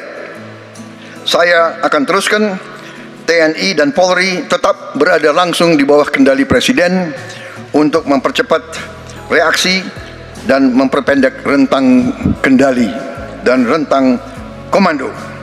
Saya juga akan memperbaiki kesejahteraan dan kualitas hidup TNI, Polri, dan ASN secara signifikan. Saya mengajak semua bangsa bersatu, rukun, dengan kerukunan, dengan persatuan, kita akan jadi kuat. Waktu habis. Terima kasih. Untuk mengakhiri ini tentu saja saya ingin membacakan kembali data. Saya khawatir kita keliru. Kalau dari buku Himpunan RKAKL 2019-2004, anggaran Kementerian Pertahanan 2019 107,158, 2020 127,358, 2021 136,996 triliun. Ada peningkatan. Maksud saya agar kita tidak keliru pada soal data. Dan capaian IMF kita dari data lakibnya Kemenko Polhukam yang dipublish secara terbuka, karena kami tidak bisa mendapatkan data dari Kemenhan secara terbuka, maka minimum essential force kita memang kemungkinan akan berat untuk bisa terpenuhi. Maka Bapak Ibu, dalam konteks politik luar negeri kita, maka otonomi strategis menjadi begitu penting untuk meredefinisi dari politik kita yang bebas aktif. Duta besar cyber menjadi penting karena problem besar kita hari ini adalah pada dunia digital. Maka kita perlu duta besar ini untuk merespon perubahan-perubahan global yang ada. Duta besar krisis iklim kita perlukan, garda samudra sebagai strategi baru dari poros maritim dunia. 100% pesawat kita mesti siap tempur, alutsista kita mesti siap tempur, dan zero tolerance untuk kecelakaan pada alutsista kita. Kekuatan pertahanan Indonesia di angkatan cyber akan kita tingkatkan, dan anggaran pertahanan hingga 2% dari PDB. Keamanan mendorong pada profesionalisme kepolisian yang mau tidak mau harus kita lakukan. Badan Cyber Polri kita dorong sampai satuan baru di setiap Polda untuk TPPO, kekerasan terhadap perempuan dan anak. Tentu kesejahteraan prajurit dan keluarga menjadi begitu penting untuk mendapatkan perhatian. Dan beasiswa kuliah untuk anak prajurit dan bayangkara yang membutuhkan perlu kita lakukan. Indonesia Garda Samudra. We are Groot. Sebagai Presiden Republik Indonesia, maka prioritas pertama dan terutama adalah memastikan rasa aman pada tiap keluarga dan setiap jengkal tanah Indonesia. Dan itu artinya kita memastikan bahwa mereka yang diberi tugas untuk mengamankan dipikirkan kesejahteraannya. Memastikan bahwa kenaikan gaji tiap tahun, memastikan mereka punya rumah dinas, memastikan kesejahteraannya aman. Sehingga mereka bisa konsentrasi. Siapa itu? TNI, Polri, termasuk ASN di bidang pertahanan. Itu kunci nomor satu. Yang kedua, ketika kita berbicara tentang menjaga keamanan, maka kita juga berbicara tentang bagaimana pelibatan kita di dalam kancah internasional. Presiden akan menjadi panglima diplomasi dunia Indonesia di tingkat dunia. Hadir, mewarnai, membawa nilai-nilai Indonesia. Dan seperti juga di debat ini, tidak banyak ruang diberikan untuk berbicara di forum global. 2 menit, 3 menit itulah waktunya. Tapi di situ seninya, bagaimana kompleks gagasan, kompleks ide disampaikan secara lugas. Dan ketika Indonesia menyampaikan posisinya tegas, maka kita tidak akan ragu. Kita memperjuangkan penghapusan penjajahan di muka dunia. Maka Indonesia tidak sungkan untuk mengatakan pada negara manapun, hentikan penjajahan di tanah Palestina. Dan usahakan itu lewat diplomasi ke seluruh tempat. Bukan cuma sekedar statement dari Menteri Luar Negeri, tapi serius menjajaki seluruh kekuatan. Kita menginginkan Indonesia kembali menjadi kekuatan yang disegani. Dan mulainya dari mana? Dari pemimpin yang menjunjung tinggi etika, pemimpin yang menjunjung tinggi ilmu pengetahuan, pemimpin yang terbuka atas gagasan mempertahankan Indonesia atas ancaman-ancaman baru.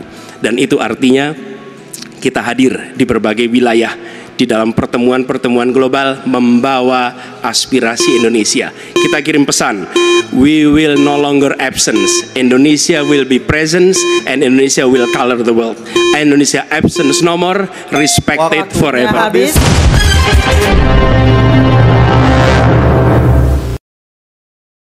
Kemarin ada yang menyenggol Kemhan karena keluarin budget yang besar untuk beli alutsista bekas, dan banyak pihak yang berpikir kalau ini keputusan yang salah. Tapi apa mereka paham konsepnya? Oke, saya akan jelaskan. Pertama, alutsista bekas itu bisa jadi solusi yang cepat dan efisien sambil menunggu alutsista yang baru selama dinegosiasikan. Ini hal yang sangat wajar. Kedua, bekas itu bukan selalu berarti jelek. Ada model alat-alat bekas yang lebih advance dibandingkan model yang brand new. Ketiga, yang terpenting itu bukan cuma bekas atau barunya, tetapi usia pakai dari alat tersebut. Dan kalau ada yang tanya, kenapa keluarkan anggaran yang besar untuk pertahanan padahal kita lagi adem-adem saja? Coba dipikir sendiri, masa beli alat perang saat kita berperang? Menurut saya ini adalah pemikiran yang lelet dan pendek. Dan kalau kita bicara tentang anggaran untuk alutsista, pengajuannya itu harus mendapatkan persetujuan dari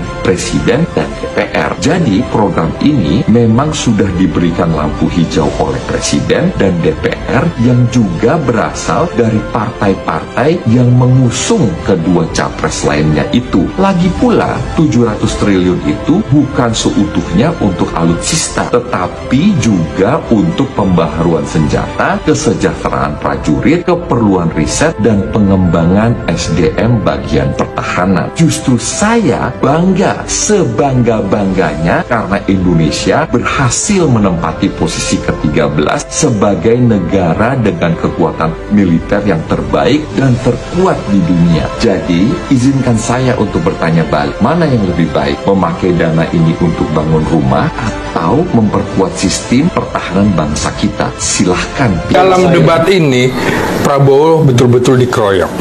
Dan persoalan apa yang dikemukakan, kebijakan-kebijakan Kementerian Pertahanan itu yang menjadi awal dikulitinya Prabowo. Di luar perkiraan juga, yang semula kemungkinan Prabowo akan unggul dalam debat ini, ternyata kejadiannya lain. Justru dalam hal ini Anies dan Ganjar lebih unggul daripada Prabowo dalam debat kali ini. Yaitu tadi, Anies dan Ganjar mengeroyok Prabowo. Itu salah satu kesimpulan dalam debat yang menarik kali ini. Apa karena orang-orang di belakang sosok Ganjar Pranowo, di sana ada Jenderal Andika Perkasa, ada mantan Kepala Lemhanas juga? Ya, saya kira betul, baik di kubunya Anies maupun di kubunya Ganjar, itu ada orang-orang militer, juga polisi yang kemudian memberikan input, yang memberikan masukan kelemahan-kelemahan Prabowo ada di mana. Dan itu betul-betul dimanfaatkan dan Prabowo akhirnya tidak bisa menjawab. Saya kira bukan alasan soal waktu, karena ini debat memang ada waktunya. Seharusnya sejak awal Prabowo mengemukakan keberhasilannya dalam hal ini. Pak Anies kembali beri data tidak benar. Saya kira menanggapi mengenai etika, salah satu hal penting terkait etika adalah kejujuran dalam menyampaikan informasi. Baru saja Tempo melaporkan data checking, apa yang disampaikan oleh Pak Anies Baswedan di debat, bahwa beliau mengatakan Kemenhan mengeluarkan 700 triliun untuk alutsista bekas. Tempo langsung mengeluarkan bahwa ucapan dari Pak Anies itu keliru. Andai saja kemampuan retorika Pak Anies diimbangi dengan kemampuan yang menyuarakan fakta, tentu akan lebih indah. Anies tidak layak bicara etika. Bagi saya, Mas Anies kehilangan otoritas untuk bicara tentang etik dan moral. Karena apa yang dilakukan oleh Mas Anies hari itu, hari ini kita nggak bicara rekam jejak beliau yang memang bagi saya sudah kehilangan otoritas etik dan moral. Pada hari ini juga beliau menunjukkan memang beliau sangat kehilangan otoritas etik dan moral, apalagi bicara itu. Dari mana saya menilai itu? Pertama, Anda lihat ini Tempo itu mengecek fakta. Misalnya Tempo hari ini menemukan, Mas Anies menyebutkan ada belanja Kemhan 700 triliun belanja alutsista bekas. Itu adalah kebohongan yang teramat sangat dipertontonkan Mas Anies untuk sekedar mau menjatuhkan Pak Prabowo. 2023 yang namanya anggaran Kemhan itu 131 triliun. Yang dibelanjakan untuk alutsista itu ada sekitar 30 triliun. Dari mana data yang menyatakan 700 triliun dibelanjakan untuk alutsista bekas? Sekali lagi, menggunakan data palsu, menyebarkan hoaks untuk sekedar memfitnah dan menjatuhkan orang lain, orang yang selama ini punya komitmen terhadap bangsa dan negara, itu tentu adalah tindakan yang haus kekuasaan tapi abai etika. Kedua, coba Anda perhatikan, Mas Anies secara terbuka menyatakan tidak ada yang rahasia dalam pertahanan. Itu pernyataan yang sangat berbahaya untuk Indonesia. Ada yang tidak rahasia, ada yang rahasia tentu. Dan Pak Prabowo tahu persis seperti disampaikan oleh Mas Sukamta dan Bang Andreas. Ada yang rahasia dan ada tidak. Ketiga, yang ini juga nggak kalah berbahaya. Misalnya ya, Pak Prabowo sejak awal menyatakan dalam diplomasi internasional yang harus kita tunjukkan di awal itu adalah advantage-nya kita. Kita kuat ekonomi, kita kuat pertahanan, kita kuat sosial budaya dan sebagainya. Ketika kita datang di arena diplomasi dengan kekuatan itu, maka kita akan disegani, maka kita akan dihormati. Berbeda dengan Mas Anies tadi. Mas Anies datang dengan omong-omong, mau gombal. Jadi ibaratnya begini, ini Mas Anies dalam diplomasi luar negeri mau seperti cowok yang penuh gombal.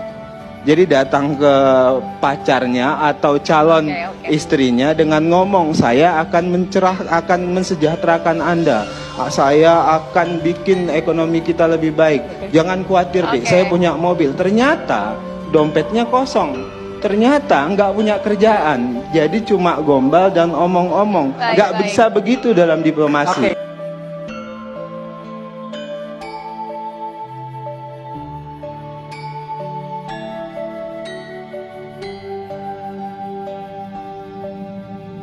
Buat saya, Anies Baswedan ini benar-benar keterlaluan.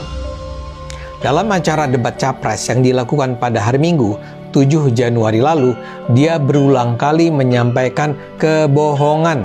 Jadi bukan fakta keliru, tapi bohong. Dan semua dia tujukan untuk menjatuhkan Prabowo. Dia misalnya menuduh bahwa anggaran 700 triliun rupiah Kementerian Pertahanan digunakan untuk beli alutsista bekas pada saat separuh tentara kita tidak memiliki rumah dinas. Ini bohong banget. Pertama-tama, anggaran yang dimaksud Anies itu anggaran tahun berapa? Alokasi anggaran Kemenhan tahun lalu misalnya hanyalah sekitar 134 triliun rupiah. Jadi jauh banget dari angka 700 triliun rupiah yang disebut Anies. Dari anggaran 134 triliun rupiah itu, yang digunakan untuk beli barang hanya 46 triliun rupiah. Pembelian alutsista bekas ya pasti lebih rendah lagi. Bahkan kalau kita lihat data multiple years, anggaran Kementerian Pertahanan dari 2020 sampai 2024 adalah 693 triliun rupiah. Dan tentu saja juga hanya sekitar sepertiga sampai setengahnya yang digunakan untuk pembelian barang termasuk alutsista.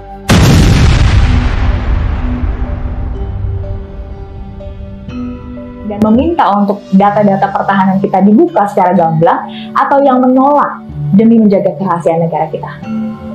Ya, yang menolak itu memang berhak menolak karena dia paham tentang undang-undang itu. Sedang yang bertanya tentunya tidak perlu ditanyakan karena memang ada pembatasan undang-undang yang memang tidak dibenarkan ya untuk membeberkan strategi pertahanan, data-data pertahanan kepada publik. Dan itu tidak perlu ditanyakan sebenarnya. Apa rahasia negara yang harus dibongkar? Tidak ada kan rahasia negara yang dirahasiakan. Kalau rahasia negara itu misalnya intelijen, strategi penyerangan, peta ini. Kalau bicara soal anggaran, kok anggarannya segitu, gitu. Kok situasi anunya begitu kan itu bukan rahasia. Tidak Nggak ada yang kemarin yang seharus dirahasiakan dari pertanyaan itu. Kalau saya kan bekas Menhan juga, mana yang rahasia? Saya tahu undang-undang rahasia negara, nggak ada dari pertanyaan itu yang harus membongkar sebuah rahasia negara. Itu bisa dibuka di publik karena bukan soal strategi pertahanan, itu kan soal alutsista. Nggak bisa dibicarakan di ruang tertutup. Kalau di ruang tertutup namanya rembukan, bukan debat. Nah, terus pertanyaannya dari mana mereka mengakses data ini? Pak Ganjar jelasin, sebagian dapat dari Menko Polhukam. Lah, justru itu kalau itu apakah itu yang diperbolehkan atau tidak? Nah, kalau itu diperpanjang, masalah. Pak, kalau soal rahasia-rahasia tadi gimana Pak? Kan ini masyarakat sipil nih kayak kami ini bingung nih Pak. Itu, ya memang ada itu masalahnya, ada undang-undangnya. Ya betul tadi. Itu tidak boleh ada hal-hal yang dikecualikan baru dibuka. Ya tergantung ruang dan waktu, ya betul. Dia boleh di ruang ini pada waktu ini. Tidak bisa diumbar begitu aja. Itu malah. Kalau nanti yang disampaikan oleh paslon itu ternyata data rahasia, itu bisa ditanya dari mana kamu dapat ini?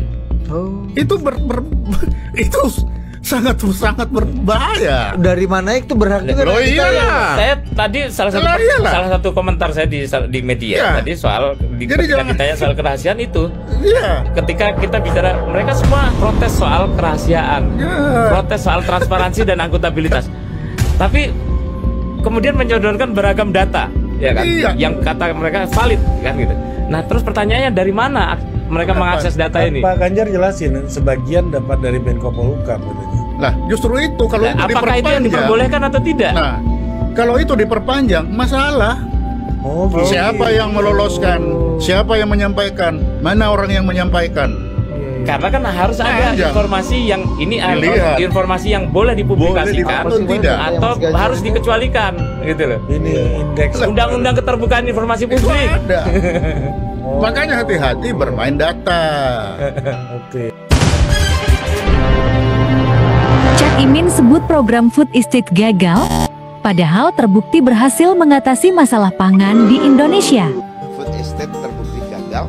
Menteri Pertanian Andi Amran Sulaiman mengatakan, food estate harus dilanjutkan karena berhasil melakukan produksi beberapa komoditas, diantaranya cabai, kentang, dan sayur-sayuran. Sekarang ini kita berada di food estate yang dikerjakan oleh Kemenhan. Ini luar biasa. Pak Prabowo, Pak Menteri Pertahanan, itu visioner luar biasa.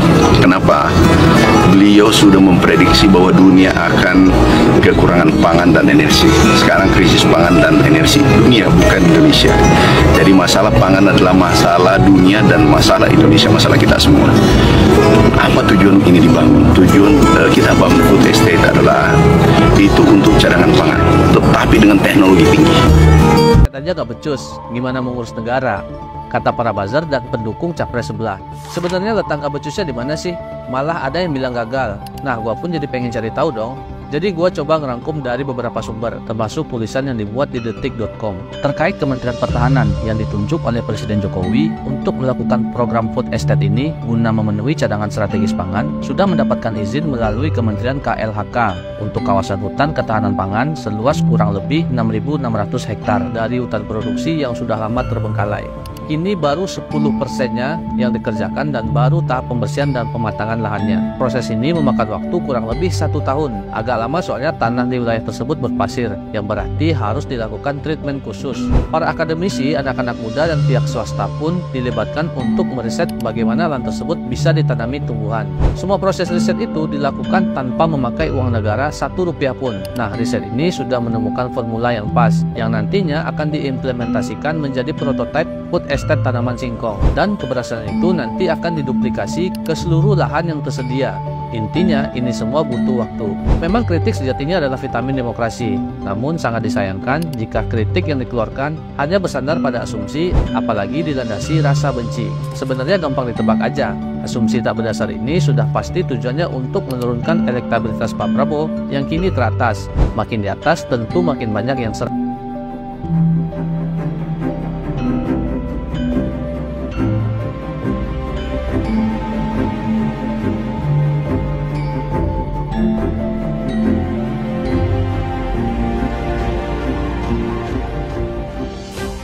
Deterren adalah suatu upaya, dalam konteks ini adalah negara kita, agar membuat negara lain berpikir dua kali kalau mau melakukan sesuatu kepada Indonesia. Salah satunya untuk menyerang Indonesia, atau melemahkan Indonesia, atau mengganggu stabilitas nasional Indonesia. Salah satunya dengan adanya food estate atau lumbung pangan, yaitu dengan adanya kemandirian pangan Indonesia, yang mana Indonesia tidak perlu mengimpor dari negara lain pangannya karena kita berkecukupan di Indonesia.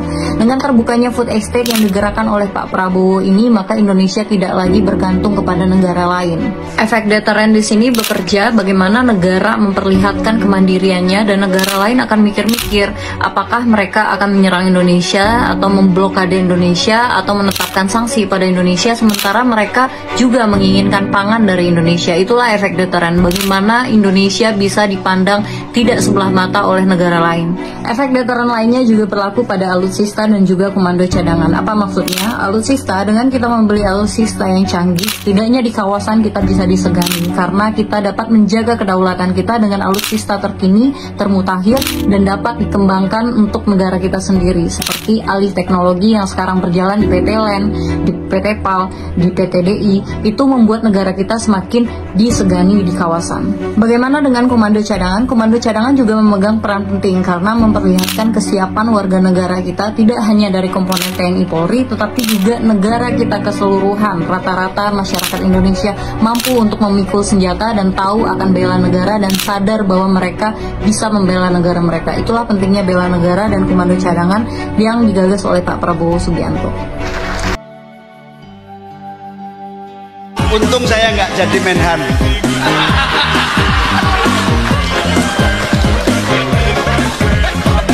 Kalau jadi Menhan, masa cuma dapat angka 11 dari 100? Nah.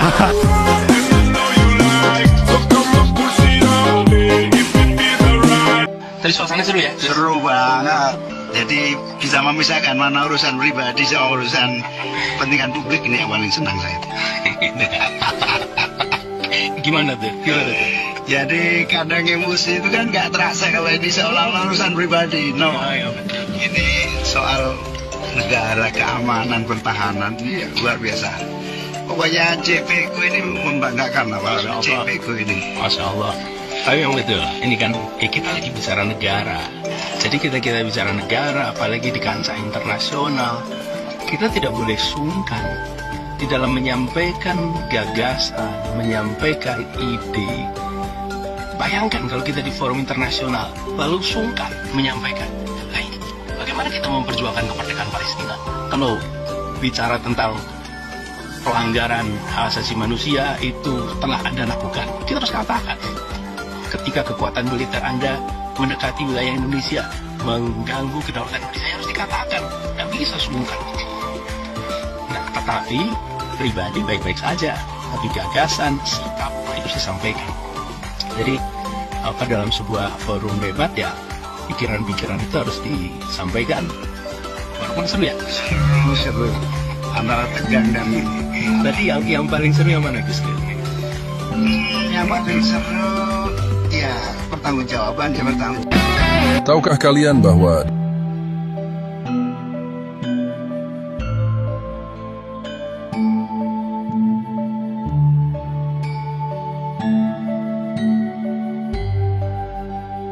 Ganjar Mahfud janjikan beasiswa kuliah bagi anak prajurit dan polisi, anak petani, anak buruh, anak tukang ojek, sopir, bahkan anak pengangguran. Gimana Pak?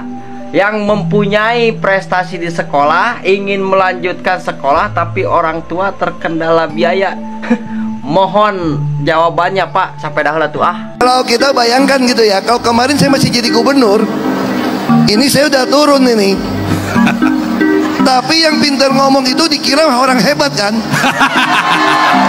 Ini lebih berbahaya tahun 2024. Jadi akhirnya kalau kita jadi pejabat kan jadi tontonan kan? Jadi etalase mempertontonkan karakter sejati. Makanya Presiden ke-16 Amerika ngomong begini, kalau mau nguji karakter sejati seseorang, kasih dia kekuasaan, langsung ketahuan karakternya, langsung ketahuan itu. Aduh, sibuk banget sih. Mas Gibran dipanggil ke Bawaslu, biarin aja, dipanggil dia tepati panggilannya, dia datang, gak usah dipelintir-pelintir ini itu segala macam. Lagian Ganjar juga ngapain sih pakai segala urusannya Gus Miftah bagi-bagi duit acara pengajian? Emang kenapa kalau bagi-bagi duit? Lagi itu bagi-bagi duit dari orang, bukan buat kampanye. Emang PDI gak pernah bagi-bagi duit? Yakin? Anies, Caimin, Ganjar, Mahfud, udah deh, kalau mau kampanye aja, gak usah pakai nyindir. Lagian tugas kalian itu kampanye untuk mencari simpati masyarakat supaya kalian dicoblos. Gak usah pakai nyinyir karena kalian bukan akun gosip. Aduh, gimana jadinya ya Indonesia ini kalau dipimpin oleh para pemimpin yang tukang nyindir, tukang nyinyir, nggak tahu pekerjaannya apa, nggak tahu apa yang dilakukan. Contohnya ya seperti pasangan nomor 1 dan nomor 3. Tuh, contoh Bapak Prabowo sama Mas Gibran, nggak pernah nyinyir, nggak pernah nyindir. Kalian mau apain juga dia tetap santai, karena tujuan dia hanya untuk membangun Indonesia agar lebih maju dan bisa menuju Indonesia emas. That's it, simple. Dah paling mantap emang nomor 2. Saya kasih tahu ya, saya itu tidak dibayar dengan siapapun, dan saya juga tidak dibayar dengan paslon nomor 2. Saya mendukung beliau Bapak Prabowo dan Mas Gibran menjadi Kepala Negara Republik Indonesia 2024 sampai selamanya, karena saya mengagumi beliau, saya cari tahu tentang beliau, dan saya tidak dibayar sepeser pun. Saya mendukung beliau bukan karena nominalnya berapa, tapi saya mendukung beliau yang paling terdepan loh mendorong Mas Anies. Bahwa akhirnya respon Mas Anies terhadap Pak Prabowo seperti apa, tapi beliau dengan lapang dada, dengan jiwa kenegarawanannya beliau terima konsekuensi politik ini hari ini. Yang terakhir, yang ketiga, kita ingat teman-teman media udah pernah merekod loh, beberapa tahun yang lalu seorang Anies Baswedan mengatakan bahwa Pak Prabowo adalah sosok penegarawan, tapi hari ini berbeda, berbanding terbalik. Artinya penilaian seorang Anies terhadap seseorang bergantung kepada kepentingan politiknya. Kalau dia lagi butuh dengan orang itu, dia katakan kata-kata yang manis. Tapi kalau dia sudah tidak butuh dengan orang itu, dia bermain dengan kata-kata yang pahit. Pertanyaannya saya ingin sampaikan pada masyarakat, kita tidak butuh kata-kata manis. Kita butuh pemimpin yang memang betul-betul bisa mengeksekusi program yang real buat masyarakat, dan itu realistis yang memang dibutuhkan oleh masyarakat. Wajahnya itu wajah yang dia menahan emosi tapi tidak keluar, dia bisa menahan dan benar-benar mengkontrol emosinya itu dengan baik sekali. Kalau secara psikologis ya, coba kalian pasti juga melihat bagaimana raut wajahnya Pak Prabowo saat dibully oleh kedua paslon tersebut. Malah dibilang kinerjanya itu 5 dari 10, 11 dari 100. So what gitu loh. Orang sombong yang melakukan seperti itu. Bapak Prabowo aja nggak berani tuh menilai kinerja kalian seperti apa. Ini lagi panas-panasnya pilpres, ya pilkada. Hati-hati teman-teman sekalian. Antum mau milih silakan milih. Pilih yang antum suka. Jangan ikut-ikutan gosipin orang. Gak usah. Dan saya sarankan, ini saran saja bagi semua calon, juga tim-tim suksesnya. Ini tunjukkan saja kualitas masing-masing. Gak usah jatuhkan orang lain. Karena mencari-cari kesalahan orang lain ini hanya akan menjatuhkan diri sendiri. Hanya akan menjatuhkan diri sendiri. Tunjukkan kualitas kita bagaimana, kemudian kita bertawakal kepada Allah Subhanahu wa Ta'ala. Nah, kita ini yang tidak termasuk dalam semua itu, jangan ikut-ikutan, ya. Tidak perlu. Hari hanya antum mau joblos, silahkan coblos saja. Selesai. Habis itu pulang tidur, ya. Atau kerja aktivitas yang lain. Tidak usah dari sekarang tulis macam-macam, ya. Perkataan ini, perkataan itu, ikutin jauhkan, sibuk mengikuti berita. Apalagi ibu-ibu ini, ya. Nggak perlu. Begini. Ini saran saja. Kalau mau dengar, alhamdulillah. Tidak mau dengar, ma'alaika illal balak. Tugas kami hanya menyampaikan saja. Hati-hati, karena kalau kita sebarin berita nggak benar, ya, kita cuma pindah nukil saja. Oh, orang ini begini, kita jelek-jelekin. Ini gimana caranya memperbaikinya? Orang kalau berhubungan dengan masalah manusia, ini kata Nabi SAW, perhatikan hadis ini ya, hadis yang sahih. Sesungguhnya Allah masih bisa, kata Nabi SAW, memaafkan di buku-buku kesalahan pada hari kiamat yang berhubungan dengan haknya sang pencipta Allah. Ada satu buku yang Allah tidak akan ikut campur. Itu adalah urusan seorang hamba dengan hamba yang lainnya. Sampai pemilik haknya memaafkan. Hati-hati. Nonton debat capres ketiga tadi malam itu rasanya kayak nonton drama Korea. Prabowo pusing pikir materi bagaimana cara mengatasi keamanan negara, ekonomi, pertahanan. Pak Anies sibuk cari kesalahan Prabowo, mau ketawa tapi ini bukan lawak. Lucu sekali.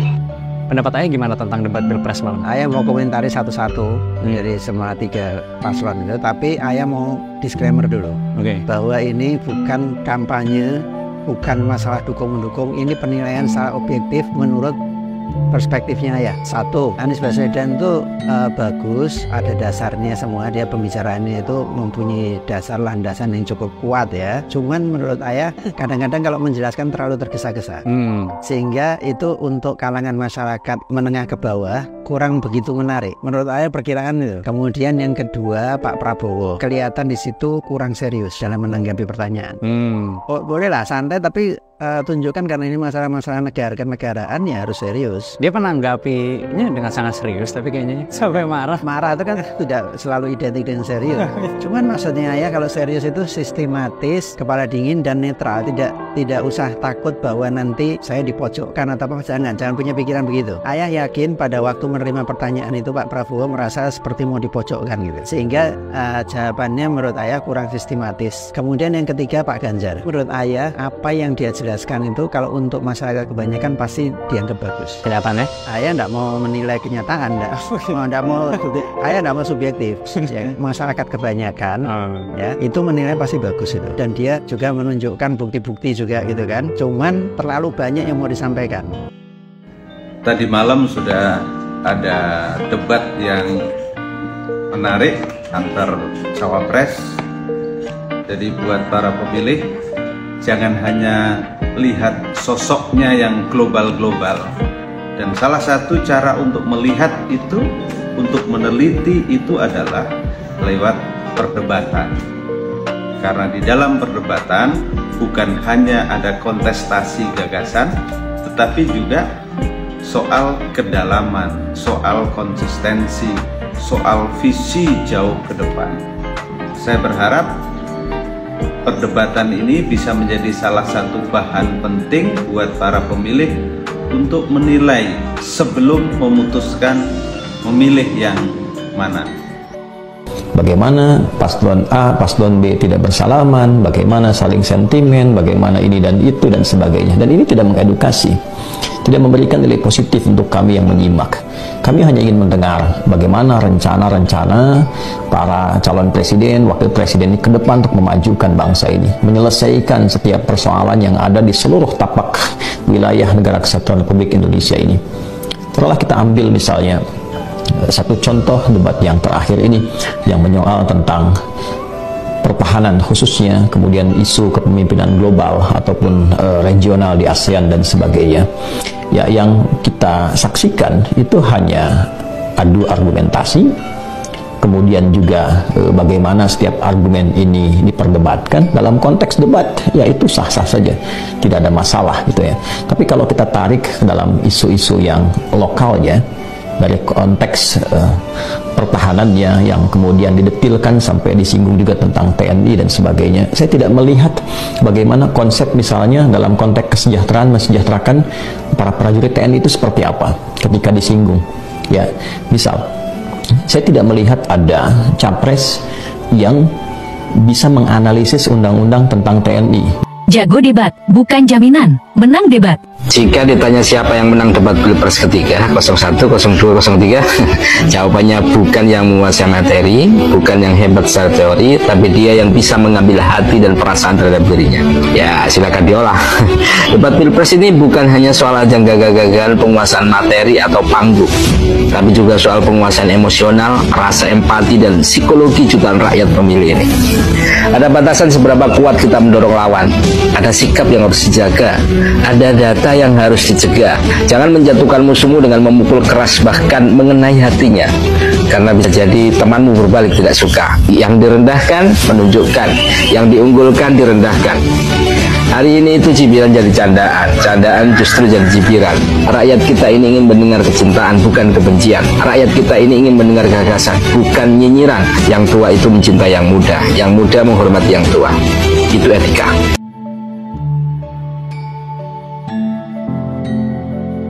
Hari ini kita bisa makan seperti biasa. Kita bisa kumpul-kumpul seperti biasa. Karena negara kita aman. Indonesia aman karena kerja kita. Indonesia aman karena TNI kita kuat. Dan karena kerja Presiden dan Menteri Pertahanan kita. Indonesia semakin aman karena sekarang TNI kita lebih kuat. Angkatan udara lebih kuat dengan pesawat-pesawat hebat. Angkatan laut lebih kuat dengan kapal-kapal canggih.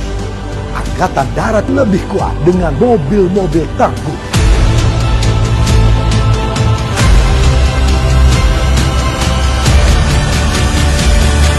TNI lebih kuat. Indonesia kita lebih aman.